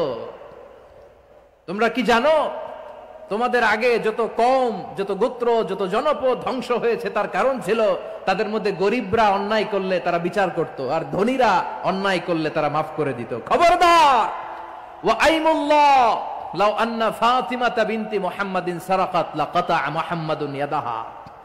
বিশ্বনবী বললেন, ওরে ওসামা, বানু মাখজুমিয়ার ওই প্রেস্টিজিয়াস এন্ড ডিগনিফাইড ফ্যামিলির মেয়ে তো দূর কি বাত, অনেক দূরের কথা। জেনে রেখো ওসামা, আমার কলিজার টুকরা নয়নের পুটুলি ফাতেমাও যদি মক্কার জমিনে আজকে এই চুরির দায়ে ধরা পড়তো, আমি বিশ্বনবী মুহাম্মাদুর রাসূলুল্লাহ ধরে ফাতেমার ডান হাতটা কেটে দিতে এক বিলম্ব দেরি করতাম না। ইন্নাল্লাহা ইয়া'মুরু বিল আদল, আমাদেরকে জাস্টিস শিখায় পশ্চিমারা, আমাদেরকে ইনসাফ শিখায়, আমাদেরকে সুশাসন শিখায়। আর ইনসাফ, সুশাসন, ন্যায় বিচার, সুবিচার, জাস্টিস কারে বলে বিশ্বনবীর বায়োগ্রাফি থেকে জেনে নাও। এই ছিল বিষ্ণু ঈসা ইসলামের আদালতের নমুনা। আপনি যদি সাইয়েদনা ওমর ফারুকের জীবনের দিকে তাকান, এমন কঠোর, এমন বীর সেনানী ছিলেন। সাইয়েদনা ওমর ফারুক যদি রাস্তার এই মাথা দিয়ে হাঁটা শুরু করতেন, শয়তান ওমর ফারুককে দেখলে ওই রাস্তা রেখে দিয়ে অন্য রাস্তা দিয়ে হাঁটতো। সুবহানাল্লাহ। ওমর ফারুক রাদিয়াল্লাহু তাআলা আনহু কি পার্সোনালিটি ছিল, কি পার্সোনালিটি। আমাদের এলাকায় ছোট বাচ্চারা রাতে ভাত খেতে চায় না, আমার মেয়েটাও খেতে চায় না। এই এটা দিব, ওইটা দিব, আজকে মাহফিলে আসার সময় বলে দিছে লিস্ট করে এটা এটা আনতে হবে। তো ছোট্ট বাচ্চাদের অনেক বায়না থাকে, ওরা রাতে খেতে চায় না। তো মায়েরা বিভিন্ন ভয় দেখায়, এই বাঘ আসবে, বাঘ আসবে খাও, এই ভূত আসবে, ভূত আসবে খাও। আপনারা কি বলেন চট্টগ্রামে? কি আসবে? হ্যাঁ, ভূত, ভূত, ভূত আসবে, বাঘ আসবে, খাও খাও খাও, তাড়াতাড়ি খাও। তো বাচ্চারা এগুলো শুনে ভয়ে খেতে শুরু করে। মদিনার জমিনেও একই ঘটনা ঘটতো। মদিনার ছোট্ট ছোট্ট সোনামণিরা খেতে চাইতো না, তো মায়েরা বলতো, হা হুয়া ইয়াতি উমর, হা হুয়া ইয়াতি উমর, ওই যে উমর আসতেছে, উমর। ওমরে ফারুকের কথা শুনলে বাচ্চারা একেবারে ঠান্ডা। সুবহানাল্লাহ পড়বেন না? প্রভু তুমি বলেছ রাসূল দেবে না, বলনি দেবে না ওমর, বলনি দেবে না হামজা তারিক, খালিদ বিজয় সমর। প্রভু তুমি বলেছ রাসূল দেবে না, বলনি দেবে না ওমর, বলনি দেবে না হামজা তারিক, খালিদ বিজয় সমর। প্রভু তুমি বলেছ রাসূল দেবে না। আল্লাহু আকবার। ওমর ফারুক রাদিয়াল্লাহু তাআলা আনহু, ওনার কথা শুনলে গায়ের মধ্যে গুজবাম হয়, গায়ের পশমগুলো দাঁড়িয়ে যায়। সুবহানাল্লাহ বলেন। কি পার্সোনালিটি ছিল, কি ব্যক্তিত্ব ছিল। মুনাফিকরা ওমর ফারুককে জমের মতো ভয় পেতেন। শয়তান, খুদ শয়তান এই রাস্তা দিয়ে আসলে শয়তান অন্য রাস্তা দিয়ে হাঁটতো। ওমর ফারুক রাদিয়াল্লাহু তাআলা আনহুর জীবনে যদি দেখেন, তাহলে সেখানে আপনি আদালতের, ইনসাফের, সুশাসনের, জাস্টিসের নমুনা দেখতে পাবেন। কয়টা শুনবেন? সাইয়েদনা ওমর ফারুকের রাদিয়াল্লাহু তাআলা আনহুর সন্তান আব্দুর রহমান মিশরে মদ খেয়ে মদ্যপ অবস্থায় ধরা পড়েছে। মদ খাওয়ার কারণে, মদ যদি কেউ পান করে আর যদি প্রমাণিত হয়, তার বিচার হলো 80 বেত। আওয়াজ করে বলেন কয় বেত? বাংলাদেশেও তো এই আইন আছে নাকি? বাংলাদেশে আছে? হ্যাঁ, মদ খাইলে 80 বেত, এই আইন বাংলাদেশে চালু হোক। আমরা চাই কি চাই না? চাই সবাই। এজন্যই তো ইসলাম ভাল লাগে না। ইসলামকে ভাল লাগে না। ইসলামকে আউট করে রাখতে পারলেই তো এরকম বড় বড় বোতল খাওয়া যায়। একেবারে সহজ, পানির মতো সহজ, হিসাব একেবারে সহজ। ওমর ফারুক রাদিয়াল্লাহু তাআলা আনহুর ছেলে ভুল করে মদ পান করে ফেলেছিলেন। আব্দুর রহমান, ঘটনা ঘটেছে মিশরে। মিশরের গভর্নর তখন আমর ইবনে আস রাদিয়াল্লাহু তাআলা আনহু। আব্দুর রহমানের ভাই যে গভর্নরকে বলল, গভর্নর যদি একটু দয়া করেন, খলিফার ছেলে আমার ভাই আব্দুর রহমান মদ্যপ অবস্থায় ধরা পড়েছে, জনসম্মুখে যদি আপনি বেত্রাঘাত করেন, আমাদের প্রেস্টিজ থাকে না, যদি আশিবেত আপনি মারেন, আমার কোনো কথা নাই, কিন্তু ঘরের ভেতরে মারেন। আব্দুর রহমানের ভাইয়ের সুপারিশ শুনে সাইয়েদনা আমর ইবনুল আস রাদিয়াল্লাহু তাআলা আনহু রাজি হয়ে গেলেন। ঘরের ভেতরে লোকচক্ষুর আড়ালে আশিবেত তিনি মানলেন। কিন্তু ঘটনাক্রমে এই কথা লুকিয়ে লুকিয়ে ঘরের ভেতরে আশিবেত মারার কথা সাইয়েদনা ওমর ফারুক মদিনা থেকে জানতে পারলেন। মদিনা থেকে তিনি ফরমান জারি করলেন, এই বিচার যেমনটি আমর ইবনুল আস আদায় করেছে, এটা প্রকৃতপক্ষে আদায় হয় নাই। আসো সবাই মদিনায় আসো, আমর ইবনুল আস মদিনায় আসো, আব্দুর রহমানও আসো, সবাই আসো, জনসম্মুখে এই বিচার কার্যকর করতে হবে। সাইয়েদনা ওমর ফারুক মসজিদে নববীর পিলারের মধ্যে নিজের ছেলেকে বাঁধলেন, আবার জনসম্মুখে 80টা বেত তার গায়ের মধ্যে মারলেন। মাজমুয়ে ফাতাওয়া ইবনে তাইমিয়া রাহিমাহুল্লাহ উনি এটা নকল করেছেন। এটা সবচেয়ে বিশুদ্ধ মত। আরো অনেক মত আছে, মারা গেছে কবরের উপর, ওগুলো বাদই দিলাম। কেমন খলিফা ছিলেন, কেমন খলিফা! পশ্চিমারা তোমরা জাস্টিস আমাদেরকে শেখাও, ইনসাফ কারে বলে সুশাসন আমাদেরকে তোমরা শিখাও। ওমর ফারুক রাদিয়াল্লাহু তাআলা আনহু ওই বিচারকে তিনি ধর্তব্য মনে করেন নাই। মদিনাতে এনে আবার জনসম্মুখে আবার 80 বেত মেরেছেন। মিশরে ওমর ফারুক রাদিয়াল্লাহু তাআলা আনহু আমর ইবনুল আসকে গভর্নর করে পাঠালেন। সেখানে আমর ইবনুল আসের ছেলে একটা প্রতিযোগিতায় রানার আপ হয়েছে। এক মিশরি সেখানে চ্যাম্পিয়ন হয়েছে। রানার আপ বুঝতে পেরেছেন তো? রানার আপ সেকেন্ড হয়েছে, এক মিশরি হয়েছে চ্যাম্পিয়ন প্রথম। কিন্তু গভর্নরের ছেলে ও জিততে পারে নাই। ও রাগে ওই মিশরির গায়ের মধ্যে কয়েকটা লাঠি দিয়ে বাড়ি মেরেছে। মিশরি যে মদিনাতে ওমর ফারুকের কাছে বিচার দিলেন, আপনার গভর্নরের ছেলে অন্যায়ভাবে আমার গায়ে হাত তুলেছে। সাইয়েদনা ওমর ফারুক আবার ফরমান জারি করলেন, আসো মদিনাতে আসো। মিশরীকে ডাকলেন। ওই মিশরের গভর্নর আমর ইবনুল আস রাদিয়াল্লাহু তাআলা আনহুকে ডাকলেন, তার ছেলেকেও ডাকলেন। সবাই বসে রইল। আমর ইবনুল আস রাদিয়াল্লাহু তাআলা আনহু মাথা নিচু করে বসে আছেন, লজ্জায় কাচুমাচু। হায় হায়, আজকে আমার ছেলের কারণে আমিরুল মুমিনিন খলিফাতুল মুসলিমিন ওমর ফারুকের কাছে আমি জনসম্মুখে লজ্জিত হচ্ছি। সাইয়েদনা ওমর ফারুক বললেন, এই নাও লাঠি, গভর্নরের ছেলে তোমার মাথার মধ্যে যতগুলো বাড়ি মেরেছে, আজকে জনসম্মুখে তুমি অতগুলা বাড়ি মারো। মিশরি বলে, থাক, আপনি যে ডেকে আনছেন সবার সামনে এটা বলছেন, এতেই আমি খুশি। আল্লাহু আকবার! আপনার মহানুভবতা দেখে আমি খুশি, আর অপমানের দরকার নাই। ওমর ফারুক বলে, না, খবরদার, এই কথা মিশরি তুমি বলো না, মারো, যতগুলা বাড়ি মেরেছে মারো। বাধ্য হয়ে মিশরি আমর ইবনুল আসের সামনে ওনার কলিজার টুকরা সন্তানের মাথার মধ্যে বাড়ি মারতে আরম্ভ করলেন। ঠিক যতগুলা বাড়ি গভর্নরের ছেলে আমর ইবনুল আসের ছেলে মিশরির গায়ে মেরেছিল, মাথায় মেরেছিল, মিশরি গুনে গুনে ততটা মারলেন। এই দৃশ্য দেখে ওমর ফারুক রেগে মেগে আগুন, রাগের চোটে রাগ সামলাতে না পেরে, আর নিজেকে সামলাতে না পেরে মিশরিরে বললেন, ছেলেরে মারা শেষ হয়ে গেলে এবার বাবার টাক মাথার মধ্যে কয়েকটা বাড়ি মার। রাগের চোটে, আউট অফ অ্যাঙ্গার, রাগের চোটে, যে আমার পাঠানো গভর্নর আমর ইবনুল আস তার ছেলেকে কেন আদব তারবিয়া কেন শিক্ষা দিতে পারে না। ছেলেরে মারা হইলে এবার আমর ইবনুল আসের মাথার মধ্যে 2টা মারো। এটা রাগে বলেছেন, এটা শাস্তি হিসেবে না। সুবহানাল্লাহ পড়ে। তোমরা আমাদেরকে সুশাসন শিখাও, আমাদেরকে সুশাসন শিখাও। বিশ্বনবী বলেন, আদল এটা যেন তেন বিষয় না, এটা দিয়েই মানবিক সমাজ গড়তে হবে। আল্লাহ তাআলা কিয়ামতের কঠিন ময়দানে, যেদিন স্বামী স্ত্রীকে চিনবে না, স্ত্রী স্বামীকে দেখে পালিয়ে যাবে, বন্ধু বন্ধুরে চিনবে না, পীর সাহেব মুরিদরে চিনবে না, মুরিদ পীর সাহেবরে চিনবে না, দলের কর্মী তার নেতারে চিনবে না, নেতা তার কর্মীরে চিনবে না, বন্ধু বন্ধুরে দেখে পালাবে। এই কঠিন মুহূর্তে সূর্যটা মাথার কাছে চলে আসবে, জমিনটা তামার জমিন হবে। আজকের জমিনের মতো নয়।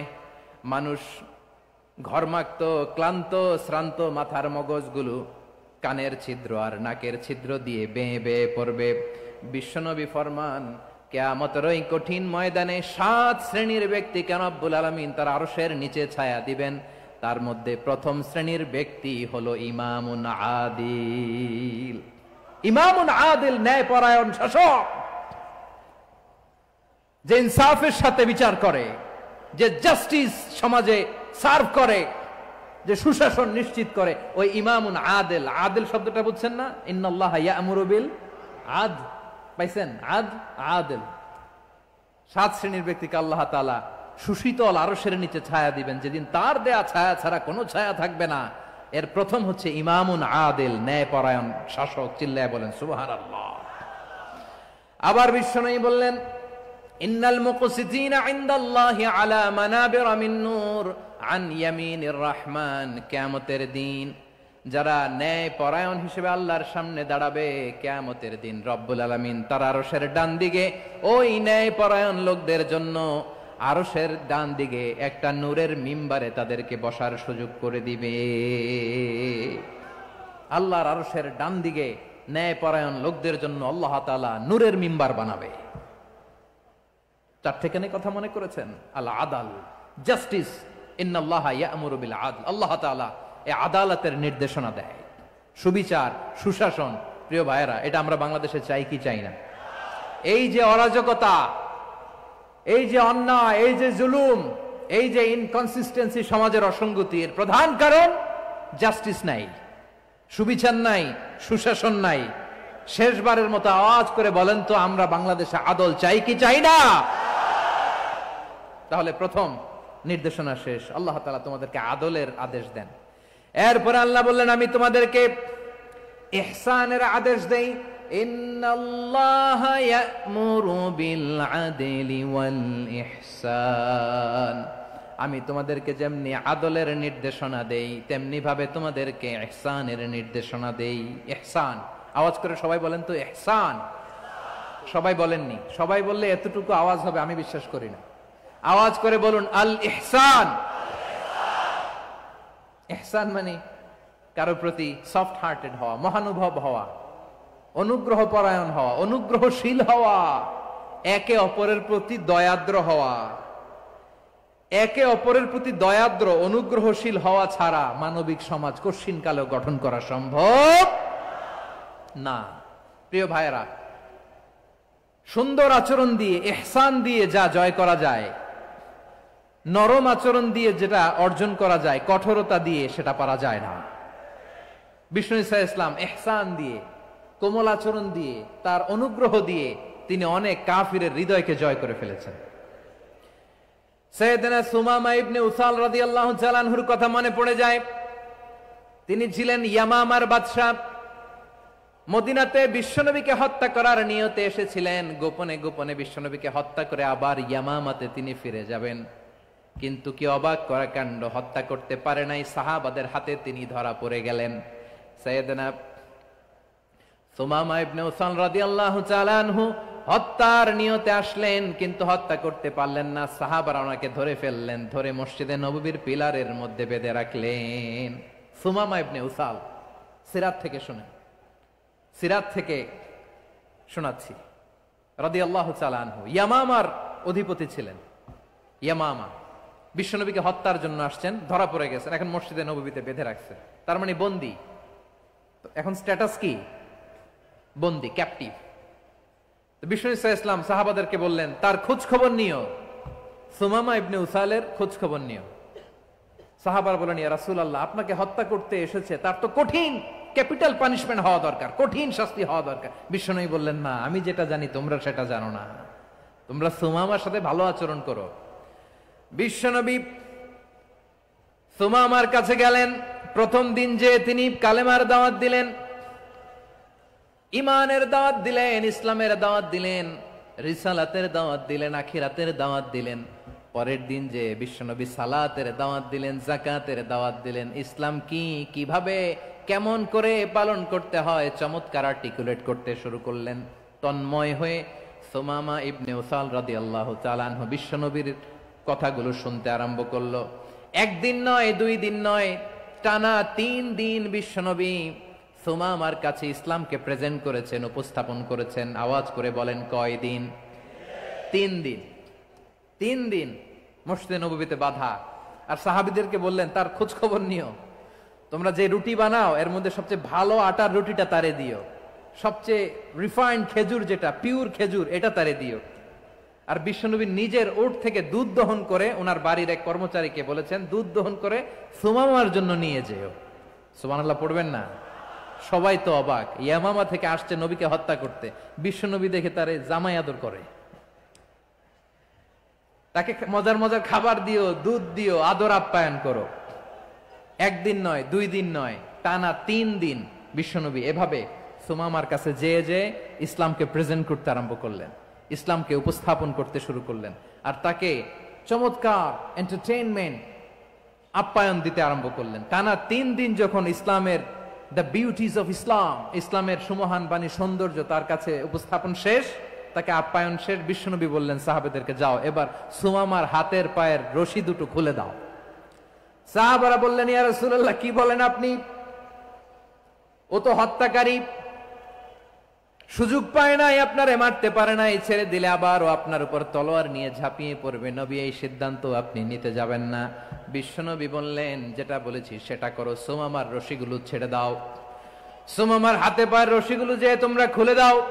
সাহাবারা তর্ক জুড়ে দিলেন লা ইয়া রাসূলুল্লাহ এমনটা করবেন না, তো ভয়ঙ্কর খুনি, কি জানি কি হয়ে যায়। বিশ্বনবী বললেন না, তার হাতে পায়ের রশিগুলো খুলে দাও।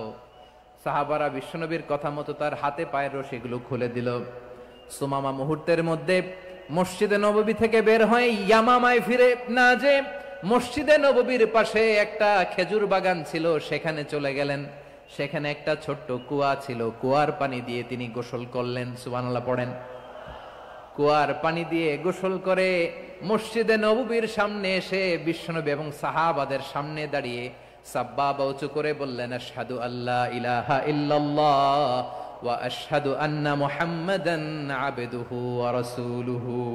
আল্লাহু আকবার। আমি সাক্ষ্য দিচ্ছি আল্লাহ ছাড়া কোনো ইলাহ নাই, আর মুহাম্মদ আল্লাহ তাআলার প্রেরিত বান্দা এবং রাসূল।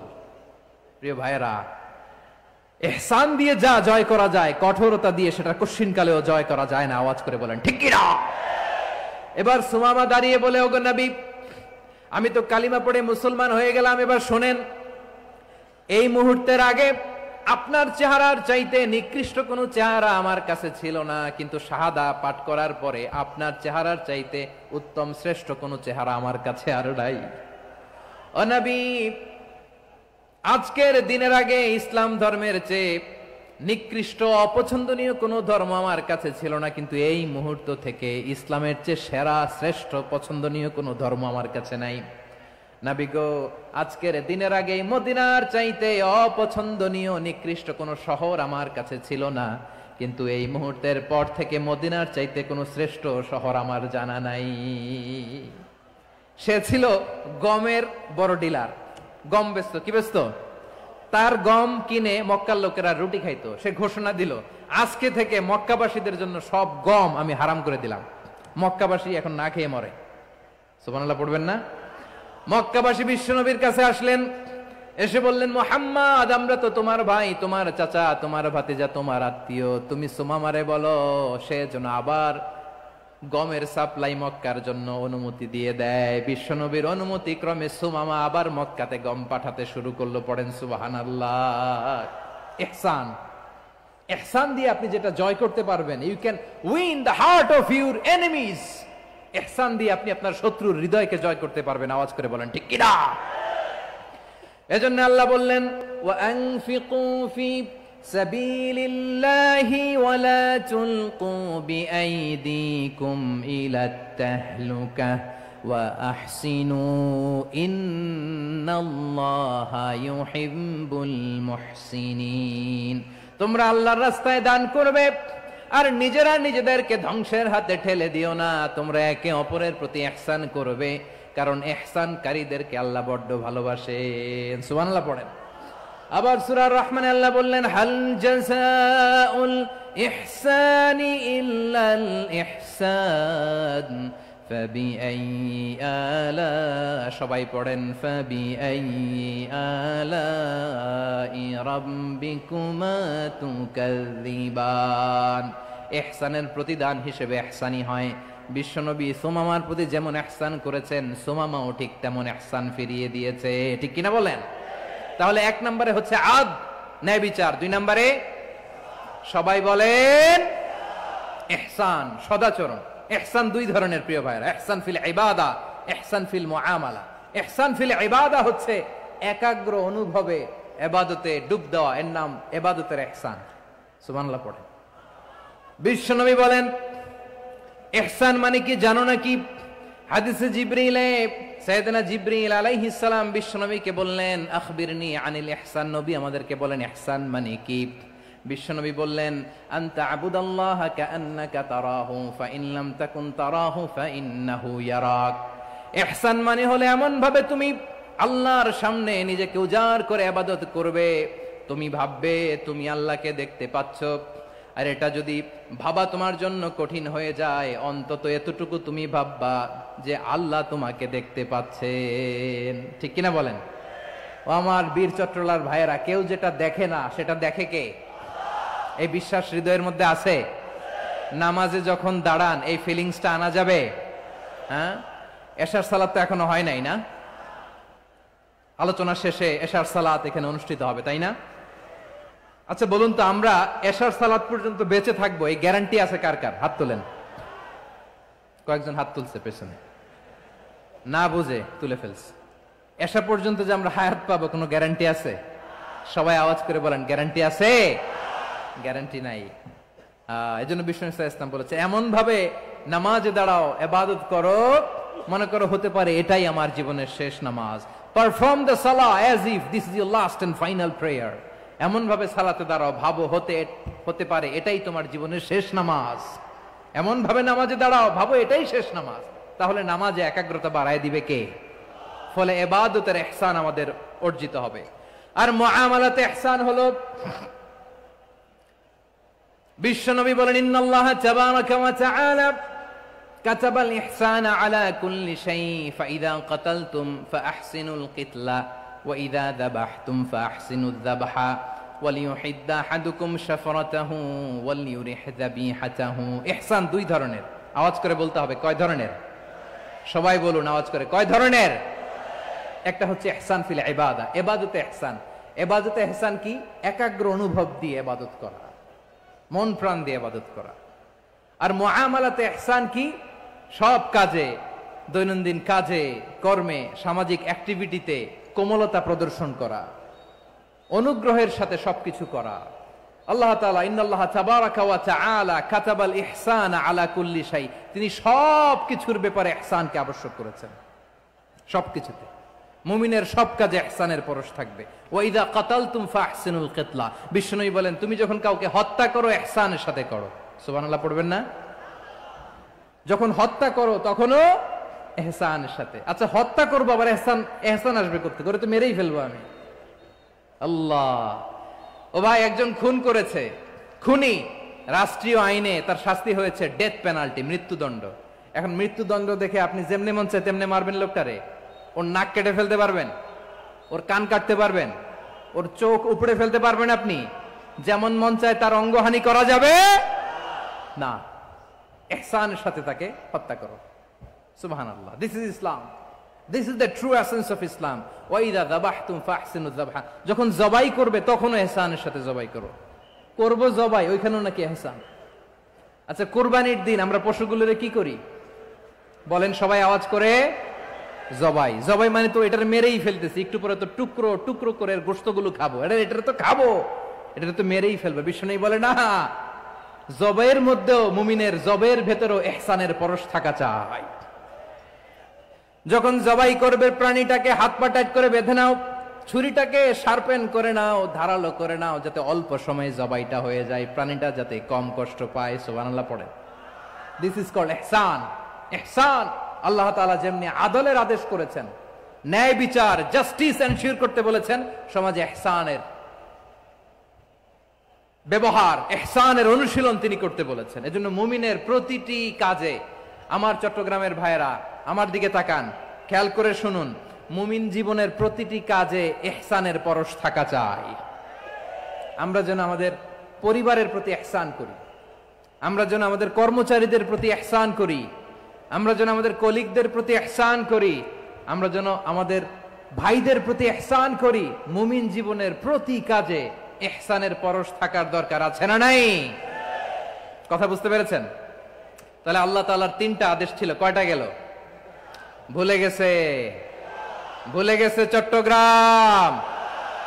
3টা আদেশের মধ্যে কয়টা বললাম? প্রথমে কি ছিল? আদল। 2 নম্বরে, 3 নম্বরে রব্বুল আলামিন বললেন ওয়া ইতাইদিল কুরবা, নিকটাত্মীয়দেরকে দান করো, নিকটাত্মীয়দেরকে দাও, যারা তোমাদের ব্লাড কানেকশনের আত্মীয় তাদেরকে তোমরা দাও। এখানে জেনারেলি বললেন দাও, কি দিব সেটা তিনি এখানে বলেন নাই, সেটা তিনি সূরাতুল ইসরার মধ্যে বলেছেন। আল্লাহ বলেন ওয়া আতিযাল কুরবা হাক্কাহ, নিকটাত্মীয়দেরকে তাদের অধিকার, তাদের প্রাপ্য তোমরা বুঝিয়ে দাও। দেখেন, একটা শান্তির সমাজ, একটা সমৃদ্ধ সমাজ, একটা মানবিক সমাজ গঠনের জন্য আল্লাহ তাআলা বেশি না, মাত্র 3টা অর্ডার, 3টা ভার্ডিক্ট তিনি জারি করেছেন। 1 নাম্বার সুশাসন, ন্যায় বিচার। 2 নাম্বার ইহসান। 3 নাম্বার নিকটাত্মীয়, যারা কাছের, তোমার ভেরি ক্লোজ রিলেশনশিপে আছে, তাদেরকে দাও। দাও, দিলে বাড়িয়ে দেয় কে? অনেকে দিতে চায় না, কৃপণতা করে। দিলে বাড়ায় দেয় কে? ও মিয়া, মদিনার মধ্যে সবচাইতে গরিব সাহাবী ছিল বেলাল রাদিয়াল্লাহু তাআলা আনহু। ওনার এন্টায়ার অ্যাসেট, সম্পদের পরিমাণ কতদূর জানেন? একটা লুঙ্গি। বেলাল রাদিয়াল্লাহু তাআলা আনহু, ওনার টোটাল ওয়েলথের এস্টিমেশন হচ্ছে মাত্র একটা লুঙ্গি। একটা লুঙ্গি, টোটাল ওয়েলথ এস্টিমেশন, টোটাল সম্পদের পরিমাণ বেলাল রাদিয়াল্লাহু তাআলা আনহুর কি ছিল? কথা বোঝে নাই বোধহয়, কি ছিল? ওই বেলাল রাদিয়াল্লাহু তাআলা আনহুকে বিষ্ণু ইসলাম বলেছেন আনফিক ইয়া বেলাল, ও বেলাল তুমিও দাও। ওয়ালা তাখশা মিন যিল আরশি ইখলালা, আরশের অধিপতির তো কোনো ঘাটতি নাই, তুমি দিলে ওই আল্লাহ তোমারে বাড়ায় দিবে। এজন্য আমার প্রিয় ভাইয়েরা, দিলে কমে না, দিলে বাড়ে। অনেকে ধরে রাখে, নতুন কিছু নিতে পারে না, হাত দিয়ে যেটা ধরে রেখেছেন এটা দিয়ে দেন, বড় একটা ধরার সুযোগ পাবেন। জোরে বলেন ঠিক কিনা? ধরেন 5 কেজি ওজনের একটা ধরে রাখছেন, এখন 10, এটা না ছাড়লে 10 কেজি ধরতে পারবেন আপনি? আচ্ছা, 10 কেজির জিনিস একটা আছে হাতে, ওইটা যদি ছেড়ে দেন তাহলে না 15 কেজি ধরতে পারবেন? কথা বলেন ঠিক কিনা? তাহলে দিলে বাড়িয়ে দেয় কে? রব্বুল আলামিন বললেন 3 নাম্বার আদেশ হলো তোমাদের প্রতি সমাজটারে কেমন করে মানবিক সমাজ, সুন্দর সমাজ গড়বা। 3 নাম্বার আদেশ হলো ওয়া আতিদাল কুরবা হাক্কা, নিকটাত্মীয়দেরকে তাদের প্রাপ্য বুঝিয়ে দাও। এই নিকটাত্মীয়দেরকে তাদের অধিকার বুঝিয়ে দেওয়া, প্রাপ্য বুঝিয়ে দেওয়াতে আমাদের গাফলতি আছে না নাই? চট্টগ্রামে নাই? মাশাআল্লাহ আছে, আছে। অনেকে দেখবেন অনেক আল্লাহওয়ালা, তাহাজ্জুদ গুজার, সেজদা দিতে দিতে কপালে কালো দাগ ফেলে দিছে, সে তার বোনের হকটা আদায় করে নাই। আছে না নাই? হ্যাঁ, এখানেও আছে। সর্বনাশ। অনেক বড় হাজী সাহেব, বিশাল লম্বা দাড়ি, ছেলেরে সব দিয়ে দিছে, মেয়েরে কিছু দেয় নাই, মেয়ের হক আদায় করে নাই। আছে না নাই? এই হাজী সাহেবেরা, এই আল্লাহওয়ালারা কিয়ামতের ময়দানে আটকে যাবে। আপনি অন্যের অধিকার নষ্ট করেছেন, তাদের রাইটস কে ভায়োলেট করেছেন। এজন্য আল্লাহ তাআলা বলেন, কারো অধিকার যদি কেউ নষ্ট করে, ওই সমাজটা মানবিক সমাজ কঠিনকালেও হতে পারে না। এজন্য 3 নম্বর আল্লাহ বললেন ওয়া ইতাইদিল কুরবা, নিকটাত্মীয়দেরকে দাও। কি দিবা? তাদের অধিকার দিয়ে দাও। বোনের অধিকার বুঝিয়ে দাও, মেয়ের অধিকার বুঝিয়ে দাও, ফুফুর অধিকার বুঝিয়ে দাও। দেখবেন অনেক মায়েরা ছেলের পাতে মুরগির রান দেয়, মেয়ের পাতে দেয় মুরগির ঠ্যাং। এরকম আছে না নাই? ছেলেরা কি দেয়? মুরগির। মেয়ের পাতে কি দেয়? তো মেয়ের কি মুরগির রান খেতে মনে চায় না? মনে চায় না? এমনটা করা যাবে না। নিকটাত্মীয়দেরকে অধিকার দিয়ে দাও, নিকটাত্মীয়ের সাথে সুসম্পর্ক রাখো। আদেশটা কার? এজন্য প্রিয় ভাইয়েরা, জীবনে যদি বারাকা অর্জন করতে চান, নিকটাত্মীয়দের সাথে সুসম্পর্ক রাখতে হবে, তাদের জন্য উপহার পাঠাতে হবে। বিশ্বনবী বলেন লা ইয়াদখুলুল জান্নাতা কাতে, যে ব্যক্তি আত্মীয়তার সম্পর্ককে ছিন্ন করে দেয়, সে কঠিন কালেও আল্লাহর জান্নাতে ঢুকবে না। আপনি কি এটারে সহজ হাদিস মনে করছেন? এটা সহজ কথা? আপনি ভাবছেন আপনার নামাজ আপনারে বাঁচাতে পারবে, আপনার রোজা বাঁচাতে পারবে, আপনার তাহাজ্জুদ আপনারে বাঁচাতে পারবে? অধিকার নষ্ট করলে কিছুই আপনারে বাঁচাতে পারবে না। এজন্য নিকট আত্মীয়দেরকে দিতে হবে বেশি বেশি। বিশ্বনবী বলেন, ইন্না সাদাকাতা আলাল মিসকিনি সাদাকা ওয়া আলা যির রাহিমি ইসনাতান সাদাকাতুন ওয়া সিলা। মিসকিনরে দান করলে শুধু দানের সওয়াব হয়, নিকট আত্মীয়কে দান করলে দুইটার সওয়াব হয়, সাদাকার সওয়াব হয়, আবার আত্মীয়তার বন্ধন অটুট রাখার সওয়াব হয়ে যায়। আবার বিশ্বনবী বললেন, মান সাররাহু আইয়ুবসাতা লাহু ফি রিজকিহি ওয়া ইউনসা লাহু ফি আসারিহি ফালইয়াসিল রাহিমা। যে ব্যক্তি তার রিজিকের প্রশস্ততা চায় আর হায়াতে বরকত চায়, সে যেন তার আত্মীয়ের সাথে সুসম্পর্ক রাখে। আমার প্রিয় চট্টলার ভাইয়েরা, আমাদের রিজিক বাড়ুক, এটা আমরা চাই কি চাই না? সবাই চান? হ্যাঁ, আমাদের রিজিকে প্রশস্ততা আসুক, চাই কি চাই না? আমাদের হায়াতে বরকত আসুক, আমরা চাই কি চাই না? এই দুইটা যদি চান তাহলে নিকট আত্মীয়দের সাথে সুসম্পর্ক রাখবেন, পারবেন? তাহলে সমাজটারে মানবিক সমাজ বানায় দিবে কে? তিনটা আদেশ চলে গেল। কয়টা? আওয়াজ করে বলেন। 1 নম্বরে কি ছিল? 2 নম্বরে, 3 নম্বরে নিকট আত্মীয়দেরকে দান। আপনাদেরকে আরো শোনার আগ্রহ আছে? আপনাদের মনোযোগ আছে না গেছে? কষ্ট হচ্ছে না?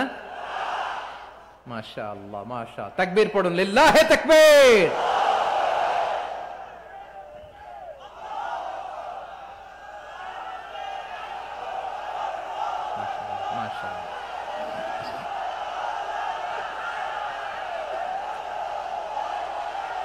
আমার প্রিয় ভাইয়েরা, আল্লাহ তাআলা তিনটা জিনিসের যেমনি আদেশ করেছেন, অনুরূপভাবে তিনটা বিষয় তিনি বারণ করেছেন, নিষেধ করেছেন। ওগুলোর কাছেও যাওয়া যাবে। শুনবেন। রাব্বুল আলামিন বলেন, ওয়ায়ানহা আনিল ফাহশাই ওয়াল মুনকারি ওয়াল বাগি। আমি যেমনি তিনটি বিষয়ে আদেশ করলাম, অনুরূপভাবে তিনটি বিষয়ে বারণ করলাম, নিষেধ করলাম। আমার 1 নাম্বার নিষেধাজ্ঞা হলো অশ্লীলতার প্রতি। ফাহশা, ওয়ায়ানহা আনিল ফাহশা। আল্লাহ তাআলা অশ্লীলতাকে নিষেধ করেছেন। কোন জিনিসকে? সবাই বলুন, কোন জিনিসকে? যত ধরনের, যত টাইপের, যত ক্যাটাগরির অশ্লীলতা হতে পারে, সব অশ্লীলতাকে হারাম করেছেন কে? ফাহশা মানে কি? কথায়, কাজে, আচরণে, কমেন্ট, ফেসবুকের কমেন্টসে যত ধরনের নোংরামো আছে, যত ধরনের অশ্লীলতা আছে, এটাকে আরবিতে বলে ফাহশা। এটাকে কি বলে? রাব্বুল আলামিন বলেন, কুল ইন্নামা হারামা রাব্বিয়াল ফাওয়াহিশা মা যাহারা মিনহা ওয়া মা বাতান। ও নবী, আপনি বলে দেন, আমার রব প্রকাশ্য, অপ্রকাশ্য, স্পষ্ট কিংবা অস্পষ্ট, দৃশ্যমান কিংবা অদৃশ্যমান সব অশ্লীলতাকে হারাম করেছেন। সব ধরনের অশ্লীলতা হারাম, সব ধরনের। আল্লাহ তাআলা আমাদেরকে অশ্লীলতা থেকে বাঁচান, অশ্লীলতা থেকে তিনি আমাদেরকে হেফাজত করুক। পড়েন আমিন। এবার বলেন, আমাদের সমাজে অশ্লীলতা আছে না নাই? চট্টগ্রামে নাই? আমি কই নাই, ওনারা বলে আছে। দেখছেন, আমি সামহাও বাঁচায় দেওয়া ট্রাই করতেছি, ওনারা বলে আছে। অশ্লীলতা নানা ভাবে, নানা নামে, নানা মোড়কে আমাদের সমাজে আছে না নাই? সংস্কৃতির নামে, ফ্যাশনের নামে, বিনোদনের নামে, উপন্যাসের নামে, কনসার্টের নামে অশ্লীলতা আছে না নাই? আপনি দেখেছেন কনসার্টগুলোর অবস্থা? এই যে আতিফ আসলাম যে আসছে আমাদের দেশে, তারপর কে কে আসছে, আমাদের তরুণ তরুণীরা, আমাদের যুবক যুবতীরা, আমাদের জেনজিরা, কি অবস্থা ওইখানে? হ্যাঁ, কি অবস্থা? কে বাঁচাবে ওদের? কে রক্ষা করবে ওদের ইমানের, ওদের চরিত্রের হেফাজতের গ্যারান্টি কে দিবে? কনসার্টের নামে অশ্লীলতা আছে না নাই? ছেলে মেয়ে একে অপরকে জড়ায় ধরতেছে, একে অপরকে চুমো খাচ্ছে, প্রকাশ্যে, দিবালোকে, গণমানুষের সামনে। আল্লাহ তাআলা এই অশ্লীলতা থেকে আমাদেরকে বেঁচে থাকতে বলেছেন। বেঁচে থাকতে বলেছেন। রূপালী জগতের নামে অশ্লীলতা আছে না নাই? এই টার্মটা আপনারা জানেন না? রূপালী জগৎ কি জগৎ? আসলে কি রূপালী জগৎ না অন্ধকার জগৎ? আমার বোনেরা, আপনাদেরকে যে কি বলে তারা বুঝায়, রূপালী জগৎ শুনেই আপনি ভরকে যাবেন না। রূপালী জগতে যে নারী যত বেশি উলঙ্গ সে নাকি তত বেশি সাহসী। জানেন, বলে এটা একটা সাহসী নারী, খুব সাহসী পদক্ষেপ তার। যত বেশি শরীর থেকে কাপড় নামাতে পারবে, যত বেশি বস্ত্রহীন হয়ে নিজেকে প্রেজেন্ট করতে পারবে, সে নাকি তত বেশি সাহসী। আমার চট্টলার ভাইয়েরা, শয়তানের প্রথমে এজেন্ডা ছিল বনি আদমকে বস্ত্রহীন করা। সে আদম এবং হাওয়া আলাইহিস সালামকে নিষিদ্ধ গাছের ফল খাইয়ে তাদেরকে বস্ত্রহীন করেছে। এই জামিনেও সে আমাদেরকে বস্ত্রহীন করতে চাইবে। এই রূপালী জগতের নামে তারা এটা করে। আমার প্রিয় বোনেরা, আপনি জানেন না আপনার দাম কত। ওরা আপনাদেরকে বিজ্ঞাপনের সস্তা পণ্য বানাতে চায়। ওরা আপনাদেরকে ওদের ভোগের লিপসার টুলস বানাতে চায়। ওরা আপনাদেরকে দিয়ে ওদের খায়েশ পূরণ করতে চায়। এটা আপনাদের জন্য মোটেও ডিগনিটি নয়, এটা আপনাদের জন্য সম্মান নয়। আপনার সম্মান শালীনতায়, আপনার সম্মান হেজাবে, আপনার সম্মান ভদ্রতায়, আপনার সম্মান আপনার ডিসেন্ট পোশাকে। পোশাক বলে দেয় এই নারীটা ভদ্র না অভদ্র। পোশাক বলে দেয় এই মেয়েটা কোন ঘরের মেয়ে। আওয়াজ করে বলেন ঠিক কিনা? আপনি জানেন না, আপনার এই সস্তা পণ্য বানায়, ভোগের পণ্য, বিলবোর্ডে আপনাকে উলঙ্গ করে উপস্থাপন করে। এই অশ্লীলতার সাথে ইসলামের কোন সম্পর্ক। এজন্য আল্লাহ বলেন, আমি অশ্লীলতাকে হারাম করেছি। অশ্লীলতাকে হারাম করার প্রথম কারণ হলো এর মাধ্যমে মানবতাকে অপমানিত করা হয়। কারণ মানুষের সম্মান মানুষের পোশাকে। মানুষ যখন পোশাকহীন হয়ে যায়, বস্ত্রহীন হয়ে যায়, তার সম্মান কমে যায়। ঠিক কিনা? অশ্লীলতাকে হারাম করার প্রথম কারণ হচ্ছে মানুষ মানুষকে অপমান করে। একটা নারী, সে তো সম্মানিত। নারী যে কত সম্মানিত, নারীরা এটা বুঝেই নাই। বিশ্বনবী বলেন, আর দুনিয়া কুল্লুহা মাতা ওয়া খায়রু মাতা'আদ দুনিয়া আল মারআতুস সালিহা। আমার বোনেরা, 5টা প্যান্ডেলে আপনারা এলইডিতে আমার আলোচনা শুনছেন, আমি জানি। আপনাদের এই গর্ভ যে কত দামি আপনি জানেন না।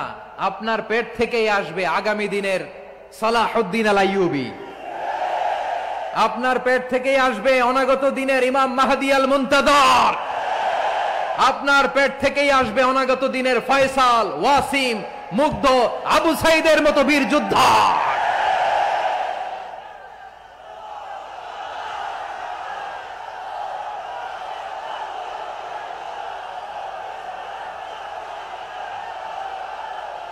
আমার প্রিয় বোনেরা, আমার প্রিয় বোনেরা, বিশ্বনবীর কথার ওজন খেয়াল করেন। আর দুনিয়া কুল্লুহা মাতা ওয়া খায়রু মাতা'আদ দুনিয়া আল মারআতুস সালিহা।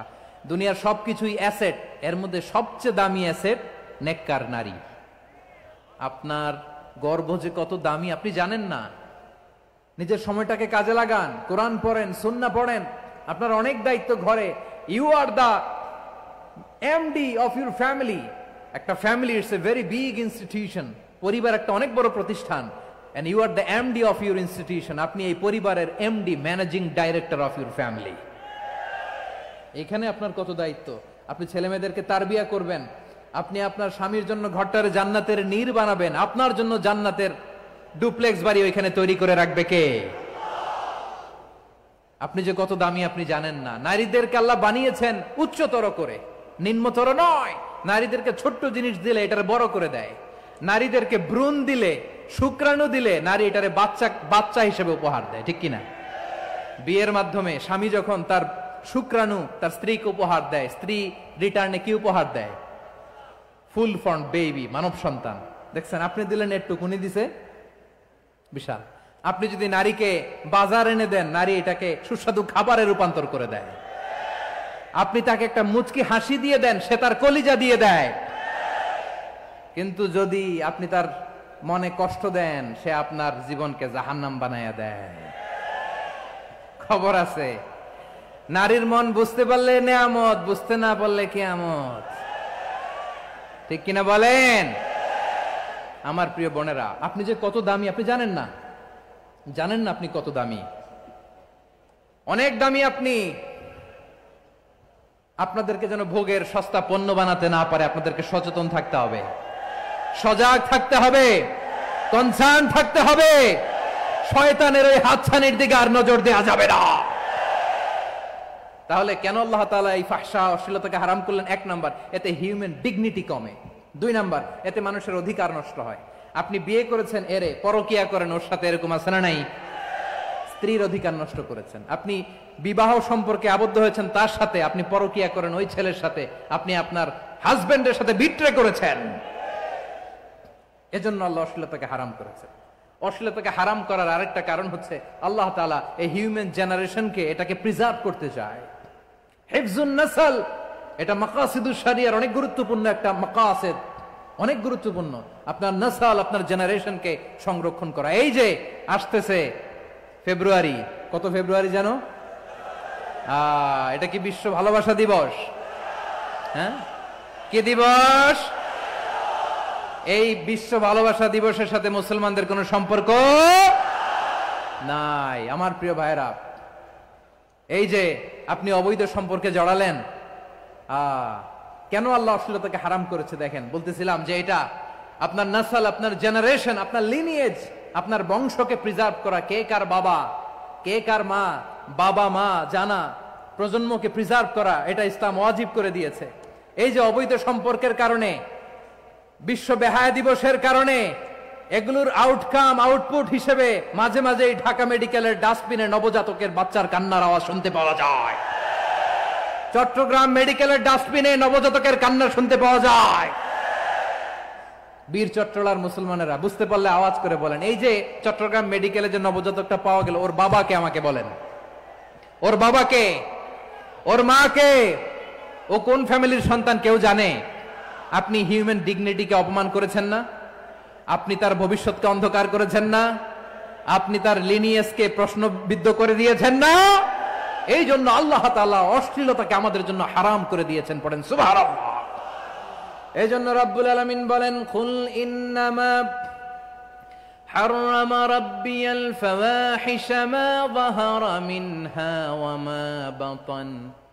প্রকাশ্য অপ্রকাশ্য সব অশ্লীলতাকে হারাম ঘোষণা করে দিয়েছে কে?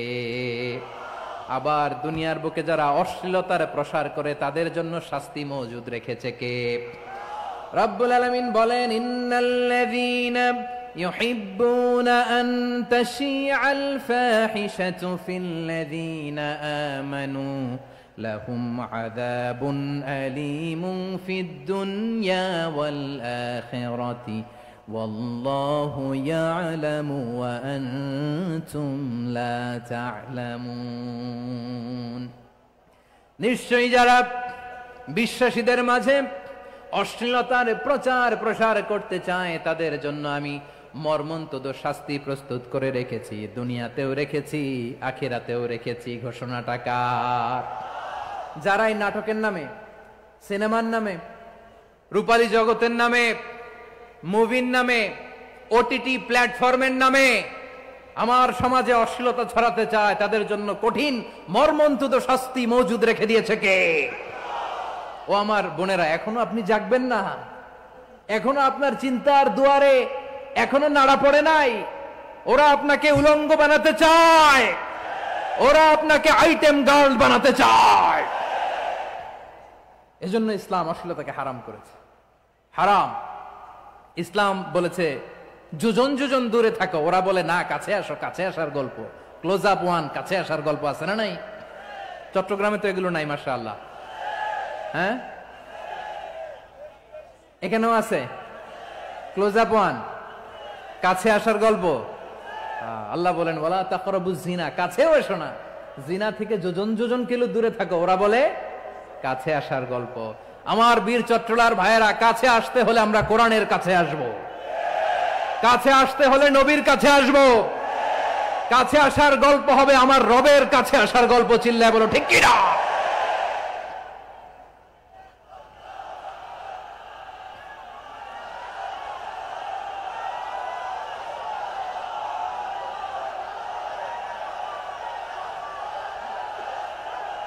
বসুন, বসুন আমার ভাইয়েরা।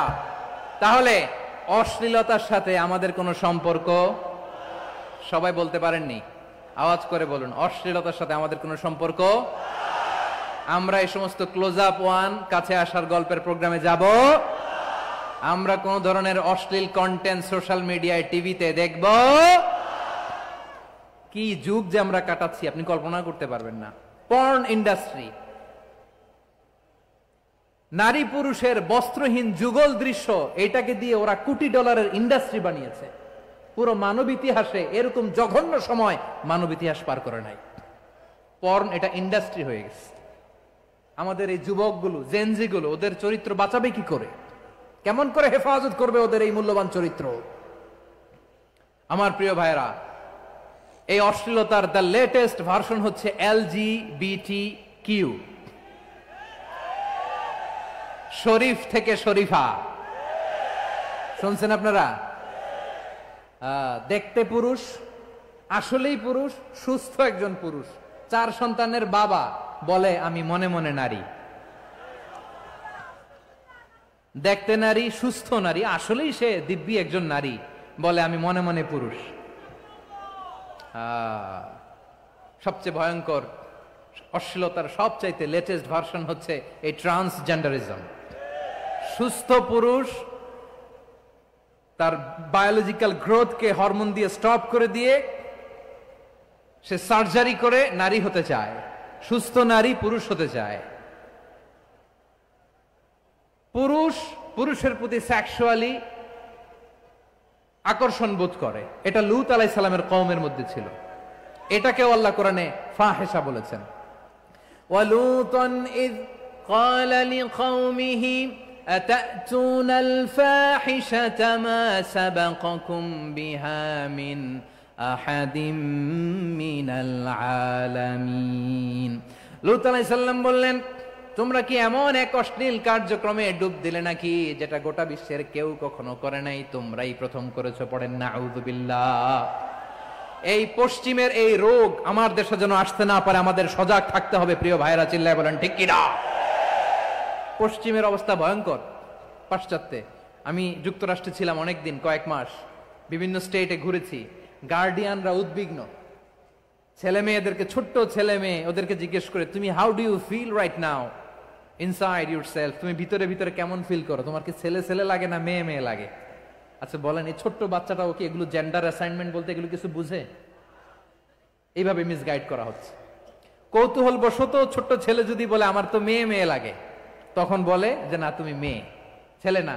মা বাবা বাধা দিলে ওকে আলাদা গভর্নমেন্ট হাউসে নিয়ে যায়। ভয়ঙ্করতম অবস্থা। আমরা একটা সময়ে শুনতাম যে হুজুর আমার ছেলেটা খুব ভালো, হাফেজে কোরআন, আল্লাহওয়ালা।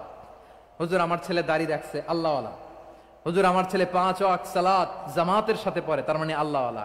পশ্চিমে যে আমি কি শুনছি জানেন? ওরা বলে হুজুর আমার ছেলেটা ইউনিভার্সিটির একটা মেয়ের সাথে প্রেম করে, ও খুব আল্লাহওয়ালা, হুজুর দোয়া করবেন। এর কারণ ওদের কাছে আল্লাহওয়ালার ক্রাইটেরিয়া হচ্ছে হুজুর আমার ছেলেটা আরেক ছেলের পছন্দ করে নাই, আমার মেয়েটা আরেক মেয়েকে ভালোবাসে নাই, এজন্য আমার ছেলেটা আল্লাহওয়ালা, হুজুর ওর জন্য একটু দোয়া করে দিয়েন। কি চ্যালেঞ্জ ওরা ফেস করতেছে। ওনার ছেলে যে আরেক ছেলেরে বিয়ে করবে না, এটাতেই উনি খুশি যে আলহামদুলিল্লাহ আমার ছেলেটা একটা মেয়েরে ভালোবাসে, আমার মেয়েটা একটা ছেলেরে ভালোবাসে, মানে এটা খুব আল্লাহওয়ালা। নাউজুবিল্লাহ পড়তে পারলেন না? এজন্য অশ্লীলতার সাথে আমাদের কোনো সম্পর্ক। রাব্বুল আলামিন বলেন ওয়ায়ানহা আনিল ফাহশাই ওয়াল মুনকারি ওয়াল বাগি, 3টা জিনিসকে আমি নিষিদ্ধ করলাম। 1 নাম্বার হলো ফাহশা, অশ্লীলতা। 2 নম্বরে হলো মুনকার, সমস্ত মন্দ কাজ। আপনাদের মনোযোগ আছে না? শেষ করে দিব? আর 2-1 মিনিট শুনবেন? আচ্ছা বলি তাহলে, আর 2-1 মিনিট। তাহলে নিষেধাজ্ঞা জারি করেছেন 3টা জিনিসের উপর। 1 নাম্বার কি? ফাহশা, অশ্লীলতা। 2 নাম্বার মুনকার। মুনকার মানে হচ্ছে যত মন্দ কাজ, খারাপ কাজ, বাজে কাজ, এটার বলে মুনকার। এটার কি বলে? আপনারা পড়ছেন না? তা'মুরুনা বিল মা'রুফি ওয়া তানহাউনা আনিল মুনকার। ভালো কাজের আদেশ, সৎ কাজের আদেশ, অসৎ কাজের নিষেধ। মুনকার, মুনকার হচ্ছে মানুষের স্বাভাবিক বিবেকবোধ যেটাকে খারাপ বলে, ওইটাই মুনকার। পৃথিবীর সব আসমানি গ্রন্থ যেটাকে খারাপ বলেছে, মানুষের স্বাভাবিক বিবেকবোধ যেটাকে খারাপ বলেছে, এগুলো সব মুনকার। যেমন ইফটিজিং, এটা কি ভালো না খারাপ?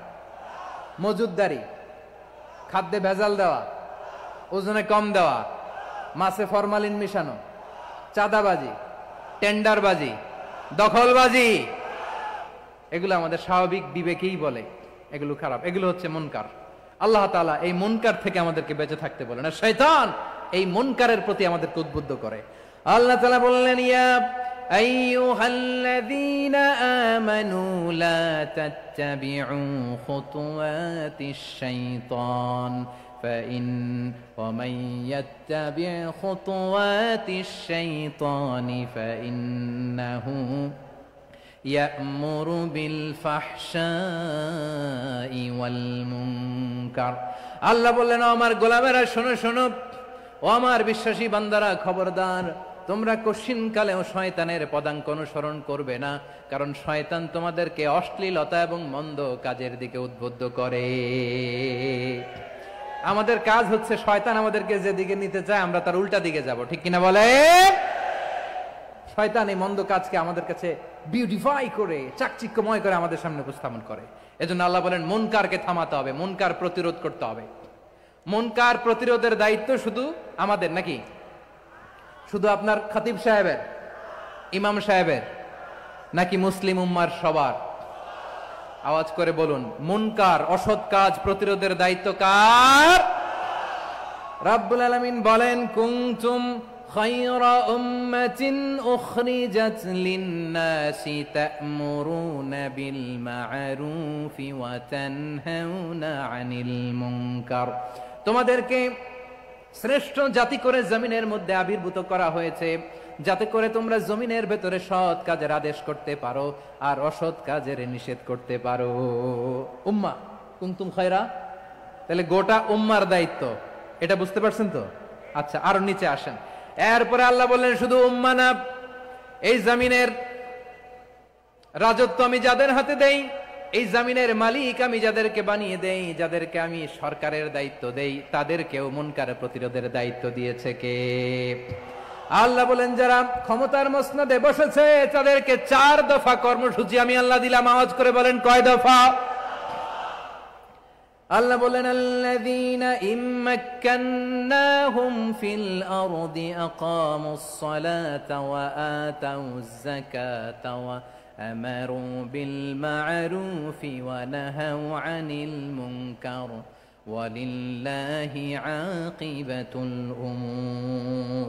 যারা এই জমিনের উত্তরাধিকার হয়েছে তারা 4 দফা কর্মসূচি নিয়ে সামনে আগাবা। সালাত কায়েম করবা, যাকাত আদায় করবা, সৎ কাজের আদেশ দিবা, অসৎ কাজ থেকে মুনকার প্রতিরোধ করবা। আদেশটা কার? আমার প্রিয় চট্টলার ভাইরা, পুরো উম্মার দায়িত্ব মুনকার প্রতিরোধ করা, সরকার প্রধানের দায়িত্ব মুনকার প্রতিরোধ করা। এরপর আল্লাহ বলেন, প্রতিটা ফ্যামিলির যিনি প্রধান সিইও বাবা, প্রত্যেক বাবারও দায়িত্ব এই মুনকার প্রতিরোধ করা। আওয়াজ করে বলেন, ঠিক কিনা? যেমনটি সাইয়েদনা লুকমান আলাইহিস সালাম ওনার কলিজার টুকরা সন্তানকে আদেশ করেছেন, ইয়া বুনাইয়া আকিমিস সালাতা ওয়া'মুর বিল মা'রুফি ওয়ানহা আনিল মুনকার। পড়েন সুবহানাল্লাহ। বাবা ছেলেকে সবক দিচ্ছে। কে সবক দিচ্ছে? কাকে? লুকমান আলাইহিস সালাম ছেলেকে বলতেছে, ওরে আমার কলিজার টুকরা সন্তান, ওরে আমার বাছা, নামাজ কায়েম করবা, সৎ কাজের আদেশ দিবা, আর মুনকার প্রতিরোধ করবা, অসৎ কাজ, সমাজ থেকে খারাপ কাজকে ঝেঁটে বিদায় করে দিবা। তাহলে দেখেন, আমি স্টেপ বাই স্টেপ নামলাম। পুরা উম্মার দায়িত্ব, জমিনের উত্তরাধিকারী আল্লাহ যাদেরকে বানিয়েছেন সরকার, তাদের দায়িত্ব, প্রতিটি ফ্যামিলির প্রধানের দায়িত্ব। এরপরে বিশ্বনবী বলেন, সচেতন প্রতিটি মুসলিমের দায়িত্ব সমাজ থেকে মুনকারকে উৎখাত করা।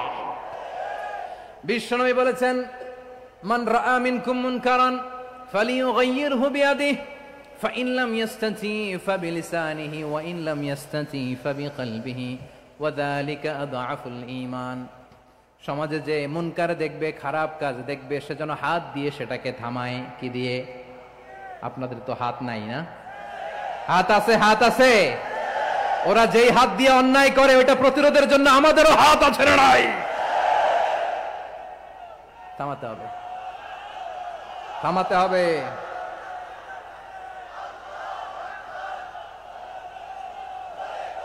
বসুন আমার প্রিয় ভাইয়েরা, ওরা ওদের যে হাত দিয়ে টেন্ডারবাজি করে, চাঁদাবাজি করে, ইফটিজিং করে, দখলবাজি করে, যে হাত দিয়ে, ওই মুনকার থামায় দেওয়ার জন্য আল্লাহর দেয়া আমাদেরও দুটি হাত আছে না নাই? আমাদেরও হাত আছে। থামাইতে হবে, থামাইতে হবে, হিম্মত করতে হবে। আমার প্রিয় ভাইয়েরা, না থামালে আমরাই ডুববো শেষমেশ। আমাদের বাঁচার জন্য হলেও থামাইতে হবে।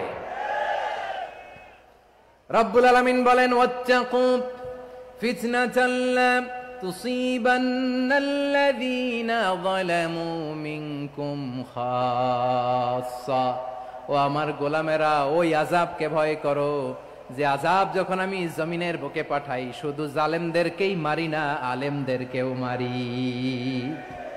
আযাব যখন আসে তখন শুধু জালিমই মরে না, আলেমও মরে। জানেন, মুসা আলাইহিস সালামের পায়ে একবার একটা লাল পোকা কামড় দিয়েছে, লাল পিঁপড়া। লাল পিঁপড়া কামড় দিলে খুব আরাম লাগে না? কি লাগে? হ্যাঁ, জলে না? লাল একটা পিঁপড়া কামড় দিছে, তো উনি রেগে মেগে পাশি দেখে লাল পিঁপড়ার বাসা, পা দিয়ে ডলে মুছে সবগুলো পিঁপড়া মেরে ফেলছে। এই ঘটনাটা আল্লাহ ঘটিয়েছেন এজন্য মুসা আলাইহিস সালাম ছিলেন কালিমুল্লাহ, সরাসরি আল্লাহর সাথে কথা বলতেন। তিনি আল্লাহকে জিজ্ঞেস করেছিলেন, আল্লাহ তুমি যখন কোন জনপদে আযাব পাঠাও, শাস্তি দাও, ওখানকার শুধু জালেমরাই তো মরে না, ভালো মানুষগুলাও মরে, তো আযাব দিবা মুশরিকদের উপর দিবা, অবাধ্যদের উপর দিবা, ভালো মানুষগুলারে মারো কেন? আল্লাহ বললেন, মুসা তোমার যে কামড় দিছিল পায়ের মধ্যে পিঁপড়া, কয়টা পিঁপড়া? জোরে বলেন। একটা পিঁপড়া, সবগুলারে মারলা কেন? রেগে মেগে পুরো পিঁপড়ার বাসা ভেঙে মেসাকার করলা কেন? এই মুসা, আমি যখন অ্যাকশনে যাই, আমি যখন শাস্তি দেই, তখন এত বাস বিচার করা হয় না, বাস বিচার করা যায় না। যখন অ্যাকশনে যাওয়া হয় ওইটা ডাইরেক্ট অ্যাকশন হয়ে যায়। চিল্লায় বলো ঠিক কি না?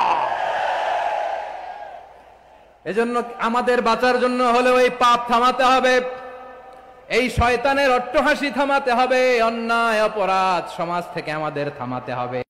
কারণ আযাব আসলে ওরাও মরবে, আমরাও মরব। একটা জাহাজ 2 তলা, আপনি আছেন 2য় তলায়, শুনতেছেন? শুনতেছেন? জাহাজ কয় তলা? আপনি কোন তলায়? 2য় তলায়। নিচের তলার কিছু লোক জাহাজের তলা ছিদ্র করতে আরম্ভ করছে। কি ছিদ্র করতেছে? আচ্ছা, জাহাজের তলা ছিদ্র করলে তলা দিয়ে কি ঢুকে?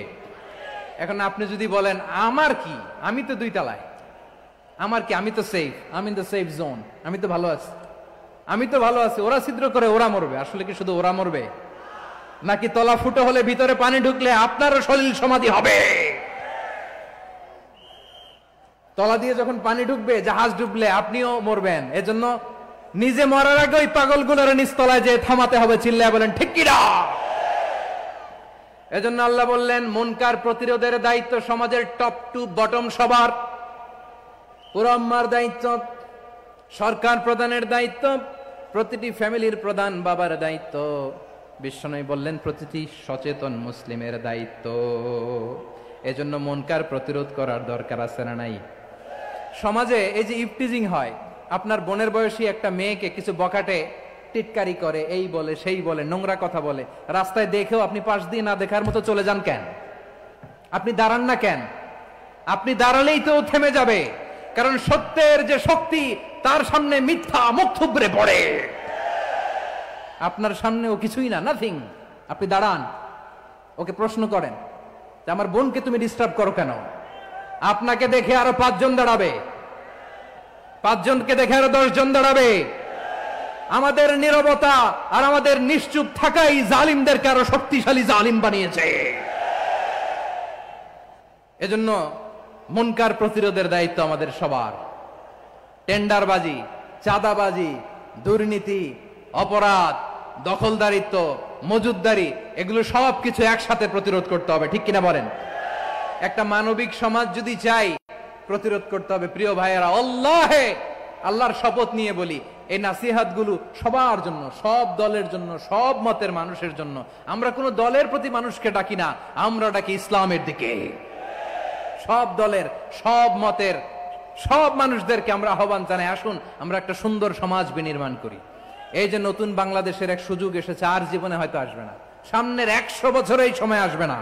আসুন দেশটাকে আমরা সাজাই, আসুন আমরা দুর্নীতি বন্ধ করি, আসুন আমরা চাঁদাবাজি বন্ধ করি, আসুন আমরা দখলদারিত্ব বন্ধ করি, আসুন আমরা এক দল আরেক দলকে নিশ্চিহ্ন করার যে রাজনীতি এটা বন্ধ করি।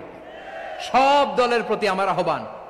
আমি কিছুদিন আগে একটা নিউজ দেখলাম, ওই যে লন্ডনে বসে জনাব তারেক রহমান সাহেবকে আমি ধন্যবাদ দিতে চাই, উনি সংবাদ শোনা মাত্রই ওনার দলের অনেক চাঁদাবাজকে উনি বহিষ্কার করেছেন। I do appreciate. প্রতিটি দলের এরকম ইনিশিয়েটিভ নেওয়ার দরকার আছে না নাই? যে কোনো দলে এই প্র্যাকটিসটা থাকার দরকার আছে না নাই? চাঁদাবাজদের সাথে আপনারা নিজেদেরকে মুক্ত ঘোষণা করবেন যে এরা আমার দলের কর্মী হতে পারে না। আমরা চাঁদাবাজ মুক্ত বাংলাদেশ চাই, জুলুম মুক্ত বাংলাদেশ চাই, ফ্যাসিজম মুক্ত বাংলাদেশ চাই, গুণ খুন খারাপি মুক্ত বাংলাদেশ চাই। আমরা নতুন ভোরের বাংলাদেশ চাই। ওই বাংলাদেশ পাওয়ার জন্য মুনকার প্রতিরোধে, অন্যায় প্রতিরোধে যদি বাঘের বাচ্চার মতো, আবু সাইদের মতো 2 হাত উঁচু করে বুককে টান টান করে প্রসারিত করে দাঁড়াতে হয়, রাজি আছো মুসলমান? কারা কারা রাজি? আল্লাহকে হাত দেখিয়ে প্রতিজ্ঞা করো।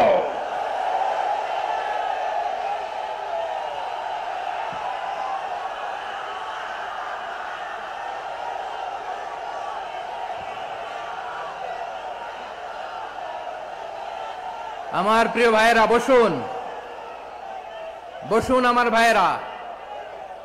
রাব্বুল আলামিন বলেন, ওয়ায়ানহা আনিল ফাহশাই ওয়াল মুনকারি ওয়াল বাগি ইয়াইযুকুম লাআল্লাকুম তাযাক্কারুন। বসুন। আল্লাহ বললেন, আমি অশ্লীলতাকে নিষেধ করি, আমি সব ধরনের মন্দ কাজকে নিষিদ্ধ করি, সব শেষে আমি সীমা লঙ্ঘনকে তোমাদের জন্য নিষিদ্ধ করি। আলোচনা মনে আছে তো, না ভুলে গেছেন? নিষিদ্ধ করেছেন কয়টা জিনিস?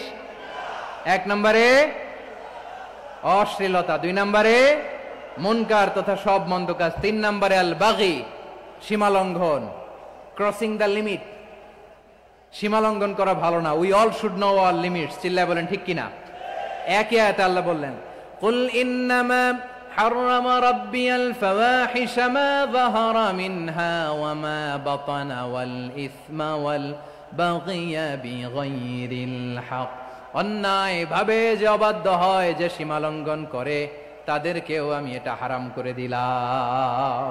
সীমা লঙ্ঘন করা হারাম, সীমা লঙ্ঘন করা হারাম।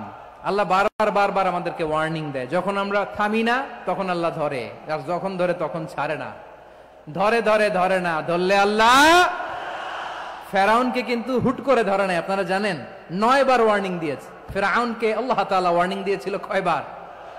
বীর চট্টলার বীর সেনানীরা আওয়াজ করে বলেন, ফেরাউনকে ধরার আগে ওয়ার্নিং দেয়া হয়েছিল কয়টা? রাব্বুল আলামিন বলেন, ওয়ালাকাদ আতাইনা মূসা 9 আয়াতিন বাইয়িনাত। 9টা মুআজিজা দেখিয়েছি। 1 2 3 বারবার এইভাবে রিমাইন্ডার, ওইভাবে রিমাইন্ডার, এইভাবে নসিহাত, ওইভাবে দাওয়া। ফাকুলা লাহু কাওলান লাইয়িনা, নরম করে বলো, সফট করে বলো, যত ওয়ে হতে পারে দাওয়া মেথডোলজি। মূসা আলাইহিস সালামের সব অ্যাপ্লাই শেষ। 10ম বারে যে আল্লাহ ধরছে, 10ম বারে যে ধরেছে। এজন্য আল্লাহ বলেন, আমি সীমা লঙ্ঘনকে পছন্দ করি না। কোরআনের অন্য আয়াতে বাগীকে বলা হয়েছে আল ইতিদা। সীমা লঙ্ঘন যারা করে তাদেরকে আল্লাহ বলেছেন মুতাদিন। ওয়াকাতিলু ফি সাবিলিল্লাহিল্লাযীনা ইউকাতিলুনাকুম ওয়া লা তা'তাদু ইন্নাল্লাহা লা ইউহিব্বুল মুতাদিন। আমি সীমা লঙ্ঘনকারীদেরকে কোশ্চিনকালেও পছন্দ করি না। আমরা যেন সীমা লঙ্ঘন না করি। রাজি আছেন তো? যে কোনো ক্ষেত্রে ইবাদতে যেন সীমা লঙ্ঘন না করি। অনেকে আমরা ইবাদতে সীমা লঙ্ঘন করে ফেলি। বিশ্বনবী সাল্লাল্লাহু আলাইহি ওয়াসাল্লাম যেটা শিখিয়েছেন এর বাইরে যে অতিরিক্ত বুজুর্গ হতে চায়, এরকম আছে না নাই? করা যাবে না, কোনো ক্ষেত্রেই সীমা লঙ্ঘন করা যাবে, এমনকি যুদ্ধ ক্ষেত্রেও না। বিশ্বনবী সাল্লাল্লাহু আলাইহি ওয়াসাল্লাম বলেন, খবরদার যুদ্ধ ক্ষেত্রেও সীমা লঙ্ঘন করো না। কি সুন্দর ইসলাম আমরা পেয়েছি। বিশ্বনবী বলেন, খবরদার যুদ্ধের ময়দানে কোনো নারীর গায়ে হাত তোলো না, কোনো শিশুর গায়ে হাত তোলো না, কোনো গবাদি পশু হত্যা করো না, কোন শস্য ক্ষেত্র ধ্বংস করো না, ইবাদতরত অন্য ধর্মের কোন সন্ন্যাসীর গায়ে হাত তুলো না, বলেন সুবহানাল্লাহ। তাহলে আমরা সীমালঙ্ঘন করতে পারবো। প্রিয় ভাইরা, একটা সুখী, সমৃদ্ধ, শান্তির সমাজ, মানবিক সমাজ যদি আমরা গঠন করতে চাই, আমাদের আল্লাহর দেয়া কয়টা আদেশ মানতে হবে বলেন দেখি? সবাই বলেন কয়টা? আর বেঁচে থাকতে হবে কয়টা জিনিস থেকে? আওয়াজ করে বলেন কয়টা? আচ্ছা, আদেশ নাম্বার 1 কি ছিল বলেন? আল্লাহর আদেশ কি? 1 নাম্বার আদাল, ন্যায় পরায়ণতা। আমরা সুবিচার, সুশাসন, ন্যায় বিচার চাই কি চাই না? 2 নম্বরে কি ছিল? মাশাআল্লাহ, আওয়াজ করে বলেন 2 নম্বরে কি ছিল? ইহসান, আমরা যেন সবার প্রতি দয়া পরবশ হই, ইহসান করি। 3 নম্বরে কি ছিল? নিকটাত্মীয়দের দান করা, তাদের অধিকার প্রাপ্য বুঝিয়ে দেওয়া। পাশাপাশি 3টা জিনিস থেকে আল্লাহ বারণ করেছেন, নিষেধ করেছেন। তার প্রথমটা ফাহশা, অশ্লীলতা। অশ্লীলতার সাথে আমাদের কোনো সম্পর্ক। আজকের এই ঐতিহাসিক চট্টগ্রামের প্যারেড ময়দান থেকে আমরা যত ধরনের মা যাহারা মিনহা মা বাতান, প্রকাশ্য অপ্রকাশ্য, দৃশ্যমান অদৃশ্যমান, সব অশ্লীলতা থেকে নিজেদেরকে মুক্ত ঘোষণা করলাম। অশ্লীলতাকে আমরা না বলে দিলাম। আওয়াজ করে সবাই বলুন নো। অশ্লীলতার সাথে আমাদের কোনো সম্পর্ক। 2 নম্বর নিষেধাজ্ঞা কি ছিল? আল মুনকার, সমাজের যত মন্দ কাজ এগুলোকে আমরা প্রতিরোধ করব। রাজি আছেন তো সবাই? 3 নম্বরে আল বাগি, সীমালঙ্ঘন। কোন মুসলিম সীমালঙ্ঘন করে না, এমনকি যুদ্ধক্ষেত্রেও না। আওয়াজ করে বলেন ঠিক কি না? রাব্বুল আলামিন শেষে বললেন ইয়াইদুকুম লাআল্লাকুম তাযাক্কারুন, আল্লাহ তোমাদেরকে উপদেশ দেন যাতে তোমরা শিক্ষা গ্রহণ করো। আমরা উপদেশ দিব, আমরা জোর করে কাউরে কিছু মানাতে চাই না। লা ইকরাহা ফিদ্দিন ওয়া যাক্কির ফা ইন্না যিকরা তানফাউল মুমিনিন। উপদেশ দিলে এটা মুমিনদের কাজে দেয়। লাস্তা আলাইহিম বিমুসাইতির ইন্নামা আনতা মুযাক্কির। নবী হে, আপনি রিমাইন্ডার দাতা, আপনি উপদেশ দিবেন। আমরাও বিশ্বনবীর এই হাদিসগুলো থেকে, কোরআনের আয়াত থেকে রিমাইন্ডার, এই কথামালা, বাণী বাহক হিসেবে এই বাণীগুলো আপনাদের সাথে কাছে পৌঁছে দিলাম। আমরা আল্লাহ তাআলার কাছে প্রার্থনা করি, আল্লাহ আমরা যেন আদল দিয়ে আমাদের সমাজকে গঠন করতে পারি। আল্লাহ আমরা যেন ইহসান করতে পারি, আমরা যেন নিকটাত্মীয়দের দান করতে পারি। আল্লাহ যত ধরনের অশ্লীলতা, অনাচার, মন্দ কাজ, সীমালঙ্ঘন, অবাধ্যতা থেকে যেন আমরা বেঁচে থাকতে পারি। আল্লাহ তাআলা আমাদের সবাইকে কথাগুলো বোঝার ও আমল করার তৌফিক দান করুক। হাযা মা ইনদি ওয়াল ইলমু ইনদাল্লাহ আলাইহি তাওয়াক্কালতু ওয়া ইলাইহি উনীব। প্রিয় ভাইরা, আমি আপনাদের সবার জন্য দোয়া করি, আপনারাও আমার জন্য দোয়া রাখবেন। আমাদের পাশেই আছেন আমাদের সকলের শ্রদ্ধাভাজন, আমাদের মুরব্বী আওলাদে রাসূল আনোয়ার হোসেন তাহের জাবির আল মাদানী হাফিজাহুল্লাহ ওয়া রাআ। সবাই বসুন, উঠবেন না, কেউ উঠবেন না। উঠলেন কেন? উঠলেন কেন? প্যারেড ময়দানের প্রোগ্রাম তো এরকম হইতে পারবে না। বসুন, এটা আল্লামা সাঈদীর স্মৃতি বিজড়িত মাহফিল। বসুন, বসুন, এই মাহফিলের আদব আছে। বসুন, বসুন। সুশৃঙ্খল ভাবে আমরা আখির মোনাজাতে অংশগ্রহণ করব। আওলাদে রাসূল আমাদের পাশে আছেন। হুজুর আমাদের সবাইকে নিয়ে প্রাণ ভরে দোয়া করবেন। আপনাদের সবার কাছে আমি দোয়া চাই, আপনাদের সবার জন্য দোয়া করি। আল্লাহ তাআলা আপনাদের সবাইকে ভালো রাখুন, সুস্থ রাখুন, নিরাপদে রাখুন। সুবহানাকাল্লাহুম্মা ওয়া বিহামদিকা আশহাদু আল্লা ইলাহা ইল্লা আনতা আস্তাগফিরুকা ওয়া আতুবু ইলাইক। আবারও হয়তো দেখা হয়ে যাবে অন্য কোনো তাফসীরুল কোরআনের ময়দানে।